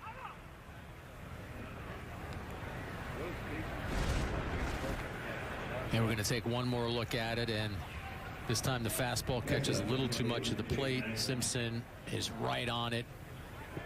As far as the ABS system goes, Michael, we know it's going to be tested and vetted this spring training. I interviewed Commissioner Rob Manfred on my podcast, Yankees News and Views, during the World Series, actually, and he wouldn't say for sure whether this was something that, if successful, we could see in baseball in 26 or 27. But I do think it's coming. I do think that eventually you're going to see that in Major League Baseball. Yeah, it will not be used during the regular season this year. There's a chance it could be 26, but that's also the last year of the basic agreement, so they might not do that. It could be 27, but it is used in the minor leagues, and most of the players down there actually speak highly of it. They think it's great.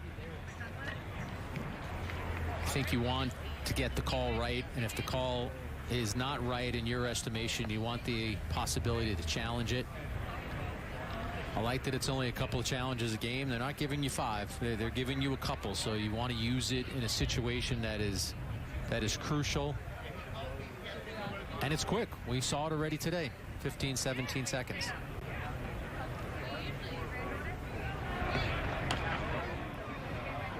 So I was thinking about a game where what happened if they had the ABS challenge system. The one I come up with, I wonder if you could think, was Livan Hernandez in the World Series with Eric Gregg behind the plate. I'm telling you, you could have challenged 35 to 40 pitches and they would have been overturned. That's a great call. I don't have a game that can top that in terms of the accumulation of calls. I have a game that jumped to mind, though, in terms of if the challenge system was in play, which not just the ball strike call, but I think of Galarraga and his perfect game and the play at first base. Yes. If he could have challenged that call, it was that one is one that has always stuck with me. But I like your call of Livan Hernandez because he was smart enough in that game. If you're going to give me that much, I'm just going to keep on going out there. There would have been a lot of pine tar on helmets. They were tapping the top of the. I mean, it was tough. It was tough to watch. I believe that was in '97 World Series, and if my memory serves me correct, I believe he had 17 strikeouts in that game.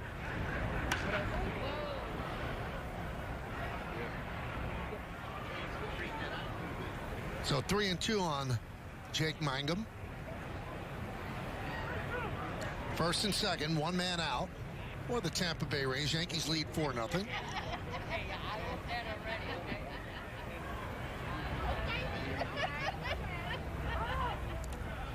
Struck out 15, Michael. 15, okay.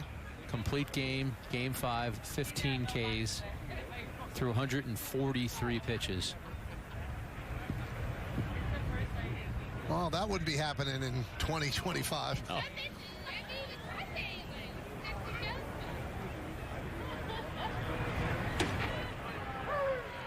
Strike 3. Mangum down looking.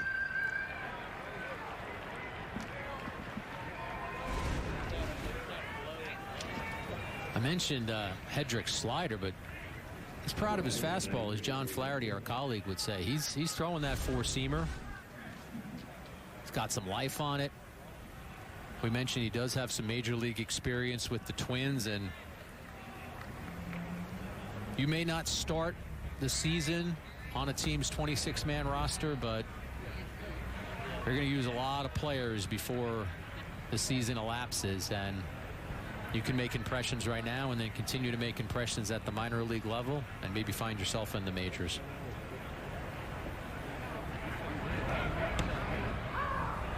Runner goes, throw to second, not in time. Scooped up there by Velasquez. So a double steal.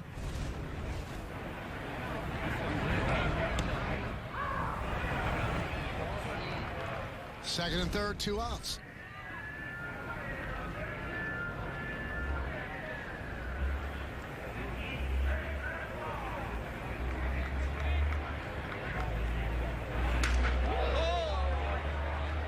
High fly ball. In the seats on the right side. Michael, I mentioned Hedrick's velocity.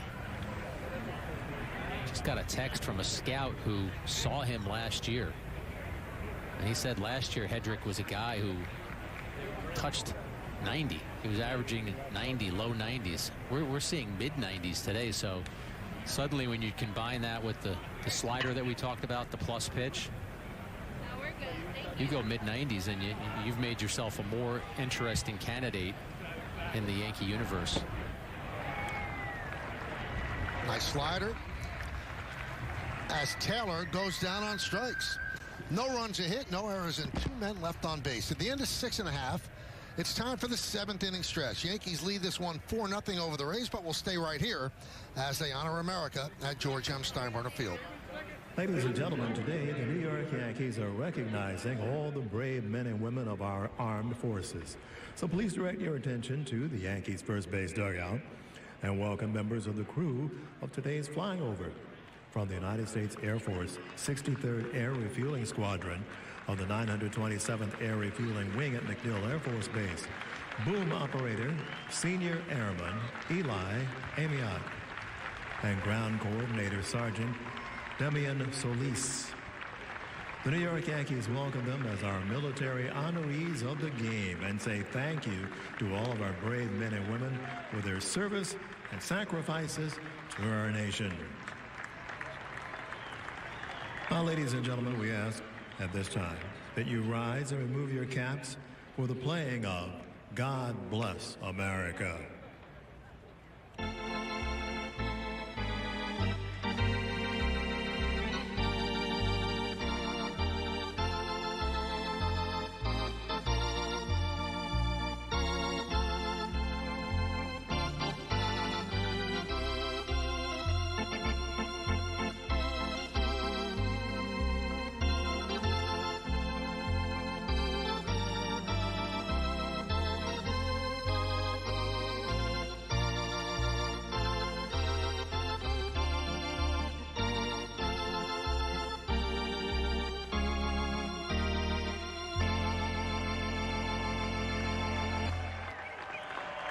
All right, fans, it's stretch time. We could tell you what it's capable of. It's time for the great mascot race. Here's the pitch. And they're off. They're neck and neck. Look at them go, folks. The crowd is going wild. It's the home stretch. It's too close to call. Here's the play at the plate. It's Slider. Congratulations. You've won the great mascot race. You ever just look at them and think, yeah, I'm doing all right. Stay 2 nights, get a $50 Best Western gift card. Captain America, symbols unite us, but the threats we face show no signs of slowing down. Come and get me! Captain America: Brave New World, rated PG-13. Feel confident on every road in the 2024 Mitsubishi Outlander. With our industry-leading warranty and elevated interior styling. Visit your local Mitsubishi dealer today.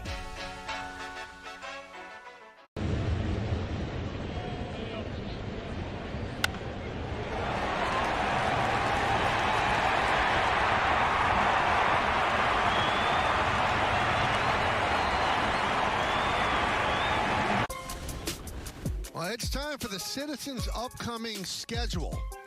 Tomorrow on the Gotham Sports app, you'll see Yankees at Dunedin to play the Blue Jays. Then back here on Yes Sunday, back at Steinbrenner Field against the Tigers. And you see, we're all over it. Next week, a lot of Yankee baseball. Opening day is Thursday, March 27th against Milwaukee. A 3:05 start at the stadium.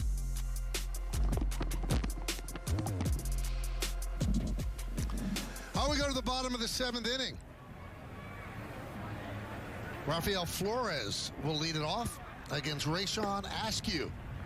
Pitch outside.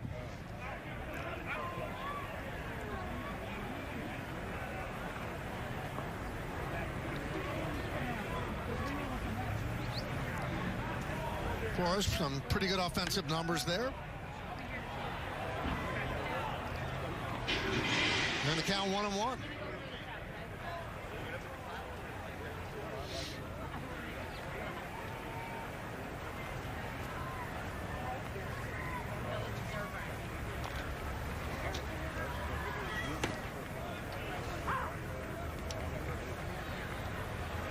One, two.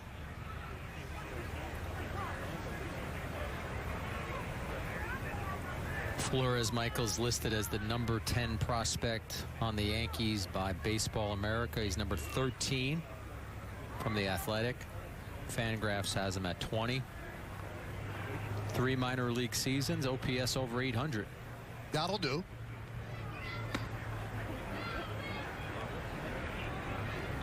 And last year, you could argue he had the best year of any hitter in the Yankees minor league system. 122 games at high A and double A. Hit 279 with an 875 OPS and 21 homers.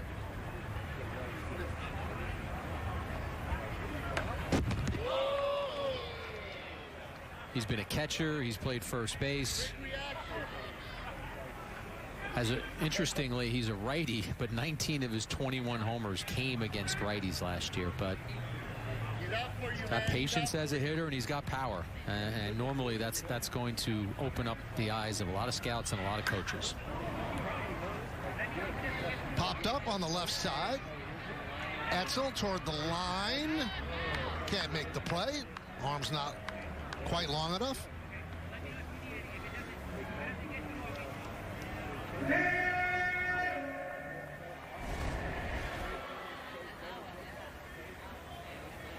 As you mentioned earlier, not a lot of room down in foul territory, and even less room as the ball descends into the Rays bullpen.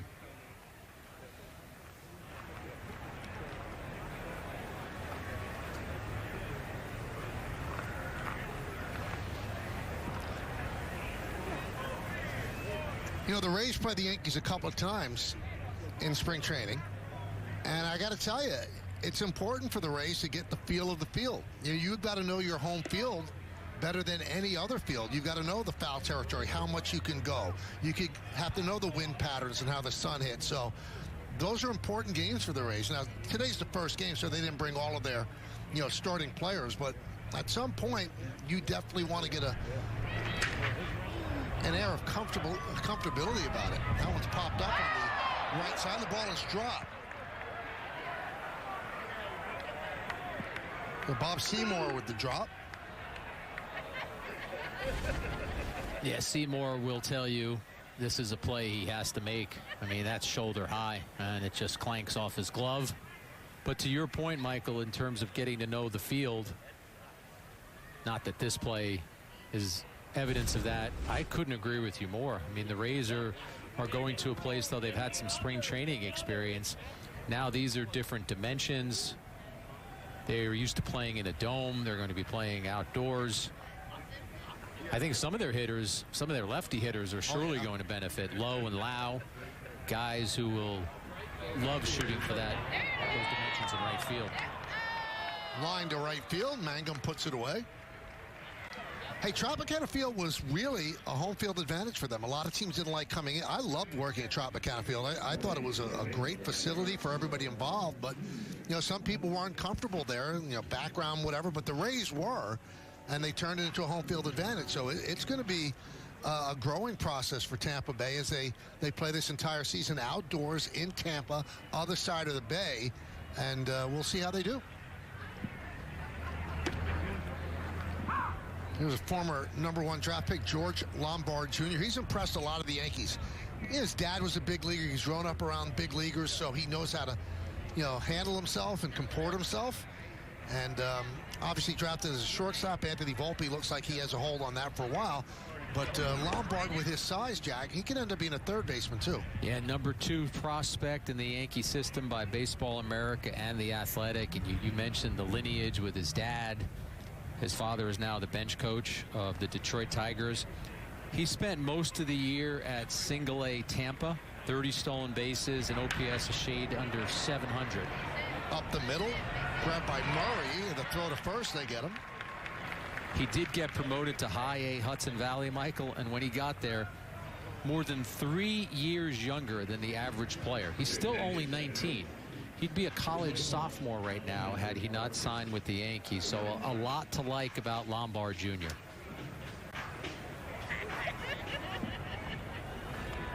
I know in talking to Kevin Reese from the minor league side with the Yankees, he said that when Lombard Jr. was at spring training last year and he was taking grounders with major league infielders, said if you did not know who the minor leaguer was in the group, Lombard Jr. handled himself like somebody who could fit in with the Yankee major leaguers who were taking ground balls. And Lombard was raving the other day. He's just watching Volpe take ground balls, and he said, I was just amazed at the footwork, how amazing his footwork is. So these are learning experiences for these young players. They're not going to make the team. There's just no way they're going to make the team, especially a veteran team that is built to go to the World Series. But you can learn, you can impress as well. And that's a great observation by Lombard Jr., not surprisingly, because if you're grading Volpe's strengths defensively, as we see this one shot into right field for a single, his arm strength is not going to wow you, but his footwork and his speed and playing the game at a frenetic pace defensively, that's what makes Volpe stand out.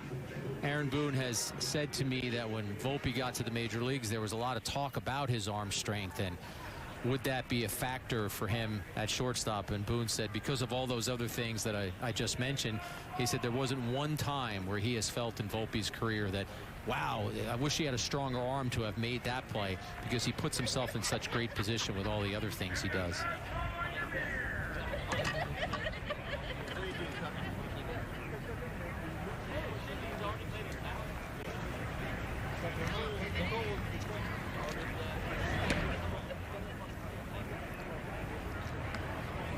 Also interesting what Lombard said about his first professional season.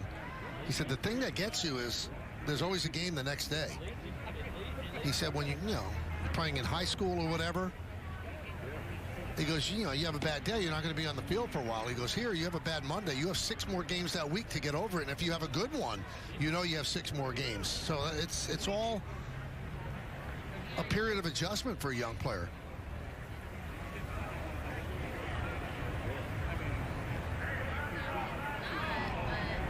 One and 2 on Castillo.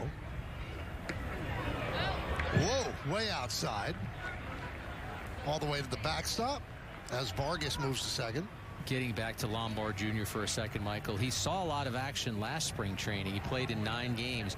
He had 1 hit, but if you recall, it was a home run. He went oppo for his first professional home run, and I remember social media had a picture of him sitting in the dugout with that baseball. An 18-year-old kid coming up and playing in a Major League spring training game and going deep.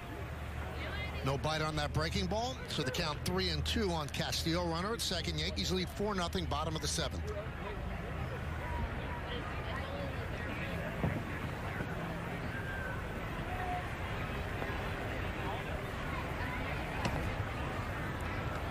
Missed up and away. So a walk for Castillo. First and second, 2 outs. That'll bring up Gabrielson. Yeah, that one misses. A little high, a little outside. Rays pitchers have struggled at times to find the zone today.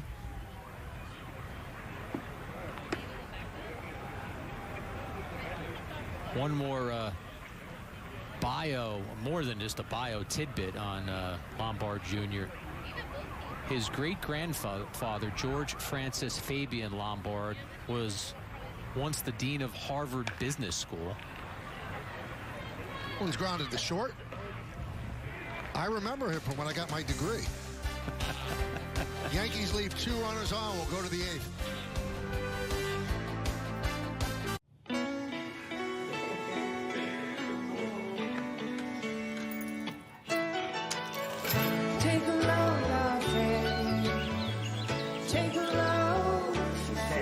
Today, we accomplished nothing. I mean it, not a thing. And it was kinda everything. Life's a trip. Make the most of it at Best Western. Well? Well?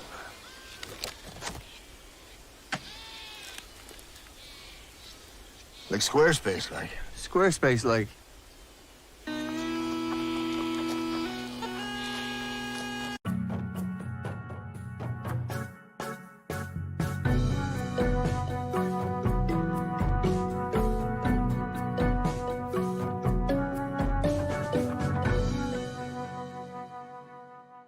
I work best as a one-man operation, but I'd be lying if I said I wasn't nervous about getting my taxes right. H&R Block lets me save money by doing it myself without missing any available credits and deductions. Feels good to know I'm getting every dollar I deserve. Captain America, symbols unite us, but the threats we face show no signs of slowing down. Come and get me! Captain America, Brave New World, rated PG-13. Goodbye off-season. Hello, baseball. Go around the horn to each team's training camps on MLB Tonight's 30 clubs in 15 days. Let's do it. MLB Tonight's 30 clubs in 15 days. Coverage continues on MLB Network.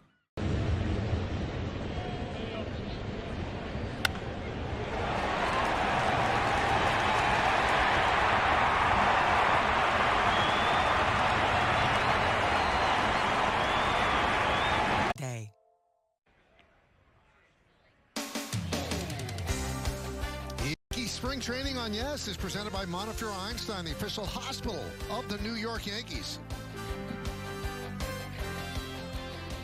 Kevin Stevens spent last season in Double-A. You see his numbers. Tanner Murray fouls back the first pitch. 56 strikeouts in 39 innings. That always gets your attention. A 27-year-old was born in Tucson, Arizona, went to the University of Texas, Rio Grande Valley.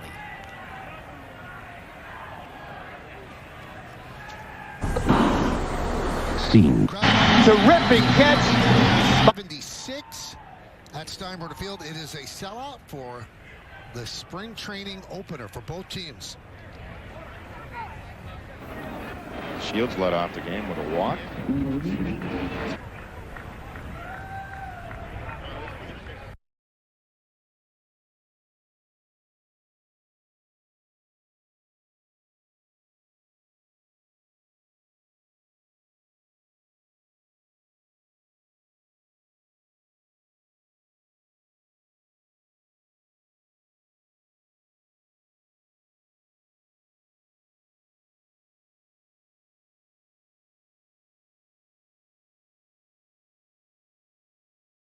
Bottom of the 8th.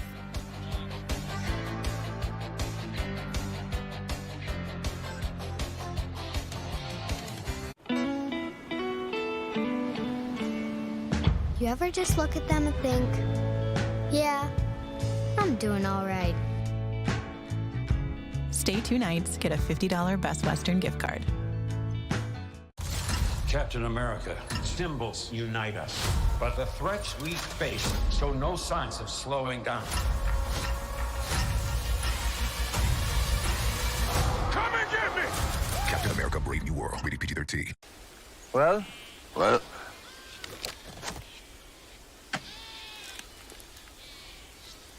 Like Squarespace, like. Squarespace, like.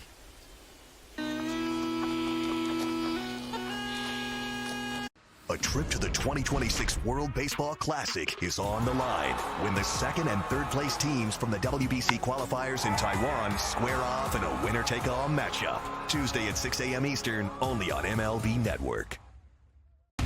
All rise. Here comes the judge. Judge is in a league of his own. Aaron Judge is a special talent, man. I look at him like the best hitter in this generation.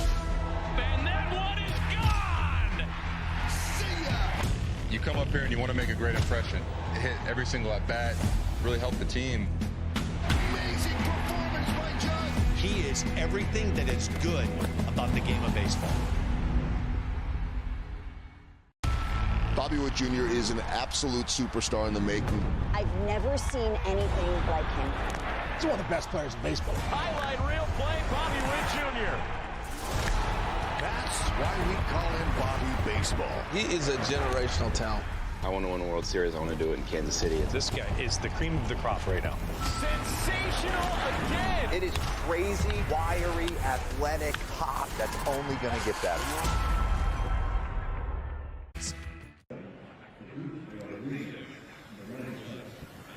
Now, this telecast presented by authority of the New York Yankees. It may not be reproduced or retransmitted in any form, and the accounts and descriptions of this game may not be disseminated without the express written consent of the New York Yankees.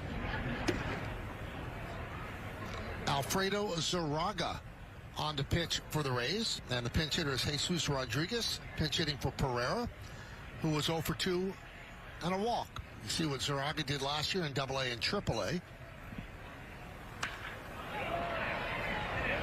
Line to right field, it is a base hit in front of Mangum, so a pinch hit single for Jesus Rodriguez.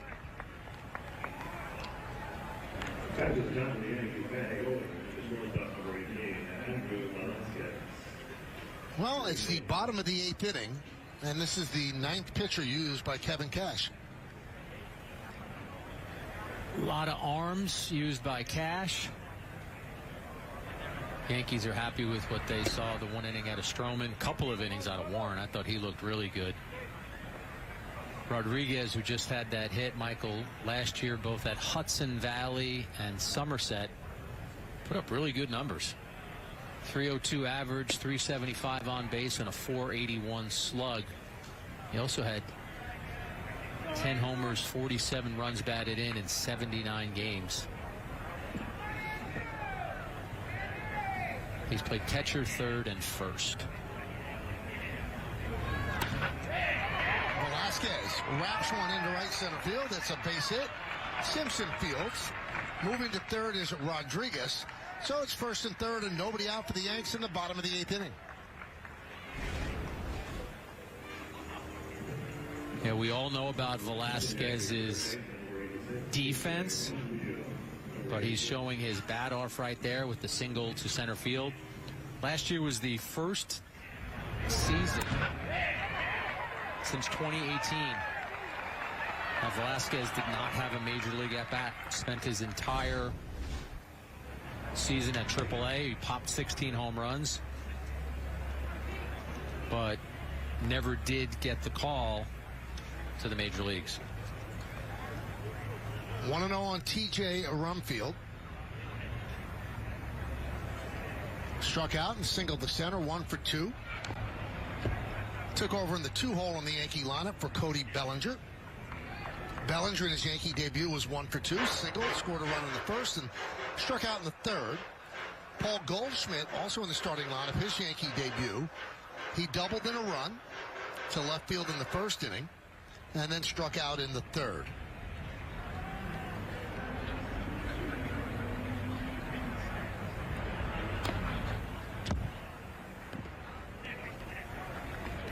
Jason Dominguez leading off today, playing left field. He was 0 for 2, drove in a run with a ground ball, and walked and scored in that first inning when the Yankees put up a 2-spot.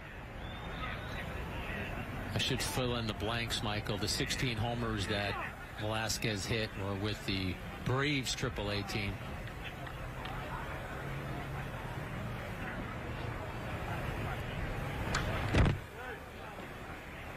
You think the fact that Boone right out of the chute is putting Dominguez in the leadoff spot, that, hey, if you're going to experiment, if you're going to try and do something in the season, you might as well get started with it early? I think that the Yankees have, war gamed a lot of different scenarios, and that's one of them. I think they want to get a look. See his patience up there. So they want to see him in left field, and obviously want to see him atop the lineup. Players always say it doesn't matter where I hit, but it does. It does matter where you hit. You have a different mindset. Yeah, it matters, and we know how much Boone and the Yankee staff like balance. So Dominguez as a switch hitter, you could follow with Judge, a right-handed hitter. You go Bellinger, a left-handed hitter. Stanton could be your cleanup guy, right-handed hitter. You can go Wells, lefty. You can go Goldschmidt, in your 6-hole. Now you're already down to 7 with Chisholm, a guy who might hit 30 homers, could be hitting in the 7th hole. Now this is just ruminating. We'll see what they end up doing. Oh, beautiful diving play by Mangum. He's going to fire first to get the double play, as Velasquez thought it was in. So there's a double play, and the runner at third remains. Beautiful play by Mangum. Yeah, this ball is scorched, but as you mentioned, terrific play out in right field. I'm not sure why Rodriguez is still on third. He's got nowhere to go there. He should be anchored to the base. And even though it's hit hard, if he's tagging up, he's scoring on that, because the right fielder wasn't attempting to go home. He was going to take that out at first. Well, Brendan Jones pops it up. Now to make the seats. Jones with an RBI single in the 4th, also stole a bag, and then he struck out in the 6th. We're in the bottom of the 8th inning. Yankees lead this one 4-0.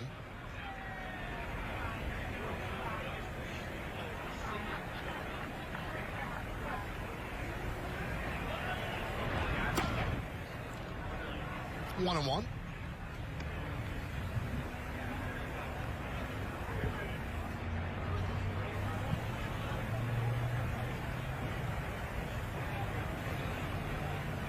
Antonio Menendez is warming up for the Rays.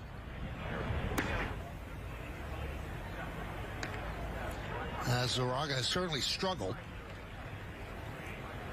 Back-to-back singles, but then a fortunate line drive double play for him. Got him 2 quick outs. Yankees have 9 hits. The Rays have 6. That one's line foul.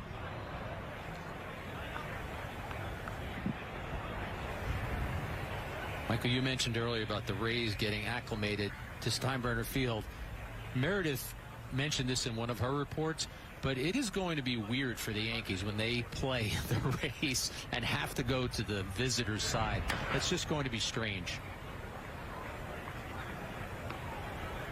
in a place where they've been for now almost 3 decades, and their players have always been accustomed to that first base clubhouse, first base dugout. Well, now you're visitors in a place that has typically been home for you. And it's also going to bother them because the home clubhouse at Steinbrenner Field is about as good as any clubhouse in Major League Baseball, including the Yankees back in the Bronx. It's on that same level, and they're going to be in that ballpark knowing somebody is in our bed. It is a spectacular minor league clubhouse. We talked about it earlier. Though a minor league team plays there, it really is major league quality. Now, they're going to allow the Rays to put Rays touches all around the place, and it's only right. It's going to be the Rays home ballpark. But one thing that I'm curious about, Jack, if you've been in that clubhouse, there's a huge neon NY that hangs from the ceiling. There's no way that you could take that down. So that's going to be hovering over the Rays for 81 games. So the Rays will utilize the home clubhouse, including the workout and training facilities, which are top flight, and the Rays can create a team-branded atmosphere. Existing Yankee marks and brandings could be altered, but the name of the place is George M. Steinbrenner Field, and you walk in, there's this great statue of George Steinbrenner right outside the ballpark. So there's obviously going to know that it's Yankee affiliated, but they are going to allow the Rays to brand it. That's the sign that hangs from the ceiling that I was talking about. Maybe it could be taken down. I don't know. That's a great question. I have no ability in the world of interior decorating or architecture, but you're right. That's a hallmark of that Yankee clubhouse, that NY.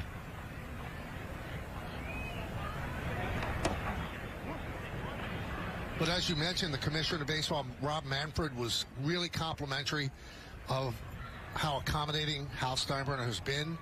The Rays have been great about it as well. You know, they got put into a tough situation because of the hurricane that damaged Tropicana Field, and knock on wood that everything works out for everybody.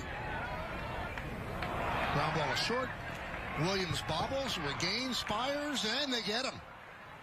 So Flores is out for the final out. No runs, 2 hits, 2 men left. We go to the ninth.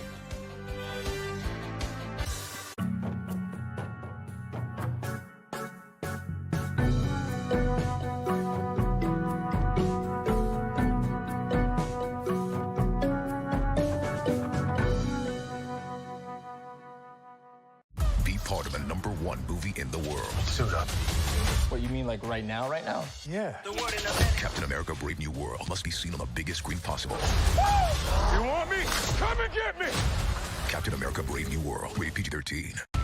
If you're a baseball player and you want to watch just sheer joy in the way to play the baseball game, Jose Ramirez, look no further. Every time he's locked and makes contact, it's a homer. Jose Ramirez! Wow! When you are a star player, it is not just home runs, it's all the things you do. That's the beauty of the sport. Jose Ramirez putting on the Ritz. Oh, that was outstanding.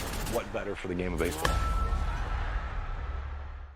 This is a ace. This is a franchise turner. I'm ready to compete. He struck him out 100 miles an hour. He has not disappointed. Be even playing in Wrigley Field, it is super humbling. 101 in the zone. His dominance in the strike zone, it's incredible. The bottom line, it's just a game. The hitters have weaknesses. 11 strikeouts for Skeen. 6 innings of no-hit baseball. They are knocking on the door of completely turning this franchise around. Paul Skeen, what a man. Goodbye offseason. Hello baseball. Go around the horn to each team's training camps on MLB Tonight's 30 clubs in 15 days. Let's do it. MLB Tonight's 30 clubs in 15 days begins Wednesday only on MLB Network.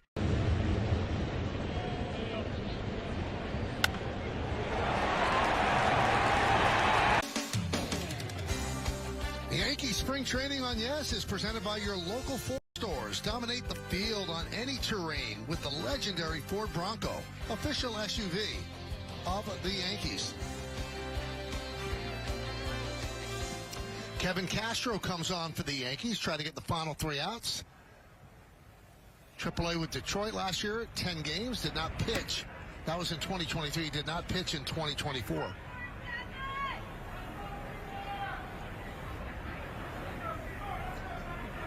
Castro, the 8th pitcher used by the Yankees. Bob Seymour at the plate.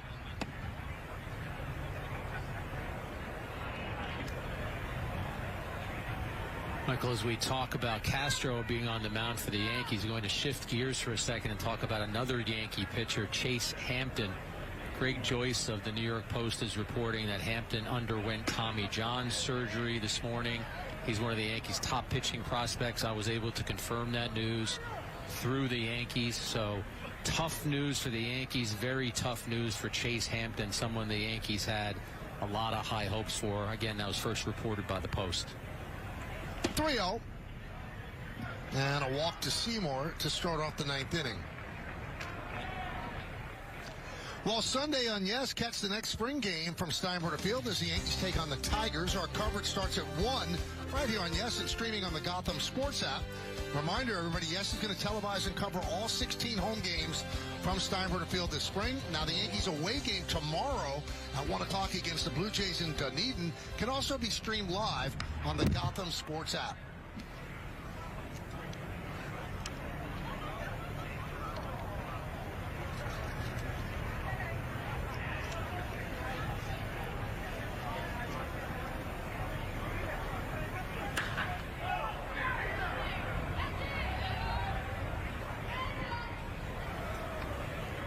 So the count is 0-2 on Dominic Keegan.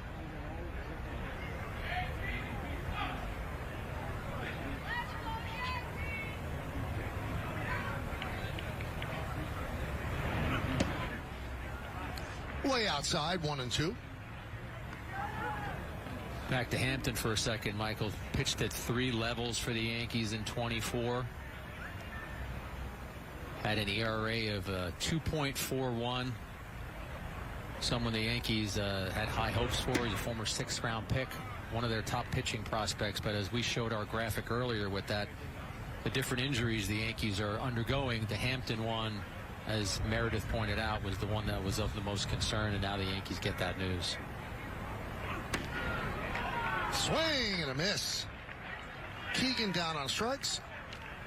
1 away. And, you know, it's a good thing that, you know, they did the MRI and they performed the surgery today. There's a chance he could be back right near the beginning of spring training next year. Usually takes about a year, a little bit more. So rather than wait and deliberate over it, they got it done, and now he begins the rehab process. He fought through some injuries last year, as I mentioned, only pitched in those 7 games, but Baseball America had him as the Yankees' number 7 prospect. The Athletic had him as number 9. Fangraphs had him as number 6. 2023, he won the Kevin Lawn Award as the top pitcher in the Yankees minor league system. Carson Williams fouls it away, so 1-1. 1 on, 1 out. Yankees lead 4-0. First spring training game of the year.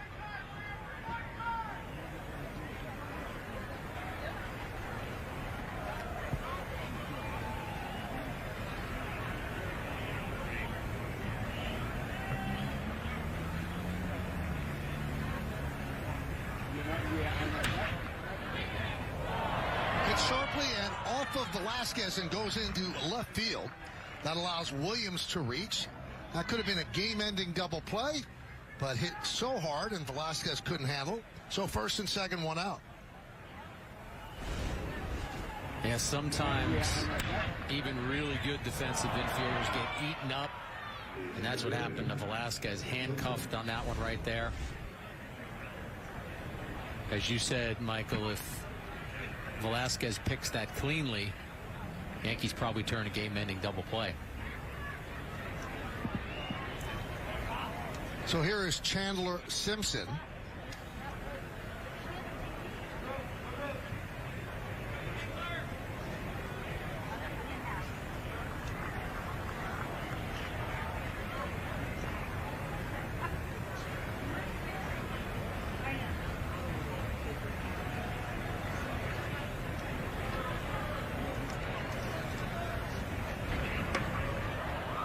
And a push bunt, third base, foul ball. So in the 9th inning of the first game with ABS, and there's been one challenge by the catcher for the Rays, Ben Rortvedt, and it was an unsuccessful challenge. He thought that a high pitch was a strike that was called a ball. They looked at it, reviewed it, and it was way high. The Yankees have not used either of their two, and the Rays still have one left over. So each team gets two, and when you challenge successfully, you keep that challenge. So just one used, and it was unsuccessful. Again, this is just a feel for how it goes with major leaguers for the most part. It will not be used during the regular season. Right in on the hands, slow roller, going to be a tough play. It's an infield single for Simpson, and the bases are loaded. Yeah, with Simpson's speed, with every bounce of that ball, it looked like it was heading into no man's land for the Yankees, and that's exactly what happened. We'll take one more look at it. He's hustling out of the box, and the Yankees don't even end up making a play on it. Tried to bunt to the third base side. He ends up with an infield single to the first base side. So here's Mangum. He's a tying run now at the plate. Bases loaded, one out. Round and right at the second baseman. Throw to first. There's a double play. Vargas to run field, and the game is over, and the Yankees win it 4-0.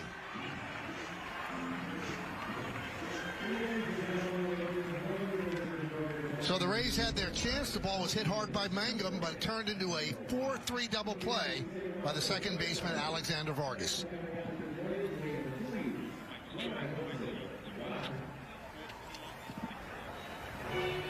A savvy play right there. And after the Yankees' inability to make a play on an infield grounder, they make a pretty neat double play to end this game. All right, Jack, it's time for the Audi Electric Moment. Experience a fully electric Audi vehicle at your local Tri-State Audi dealer today. Yeah, this is our first electric moment of the season. And how about this play by Bellinger? Hustling in, doesn't make the catch, but then throws behind the runner to Chisholm to get the out. We talked about the Yankees wanting to be better defensively and more athletic this season. That play is emblematic of both. All right, Jack, time for the Cadillac drive of the game. Drive of the game is going to come off the bat of Paul Goldschmidt in the first inning. That's a run-scoring double off the base of the left field wall. He ended up getting another run in because of an errant throw. The Yankees had two in the first inning, and that helped guide them to this win. First game, Yankees win it 4-0. 4-9-0 beats 0-8-3. Stroman the win. Crable took the loss. Aranda 2 for 2, 2 singles, and you saw the Goldschmidt double in the first. Took 2 hours and 49 minutes. Well, that's going to do it from George M. Steinbrenner Field. Special thanks to producer Josh Isaac, director Dan Barr, Mike Webb, and our executive producer of the Yes Network is Mr. Jared Ames Bosnack. Join us again on Sunday as the Yankees host the Tigers at George M. Steinbrenner Field in Tampa, Florida. Coverage begins at 1 p.m. on the Yes Network. Once again, the final score from Tampa, the New York Yankees 4 and the Tampa Bay Rays 0. For Jack Curry and Meredith Moragovitz, I'm Michael K. saying see ya. Hope you enjoyed the game. We'll see you on Sunday. Have a good one, everybody. So long.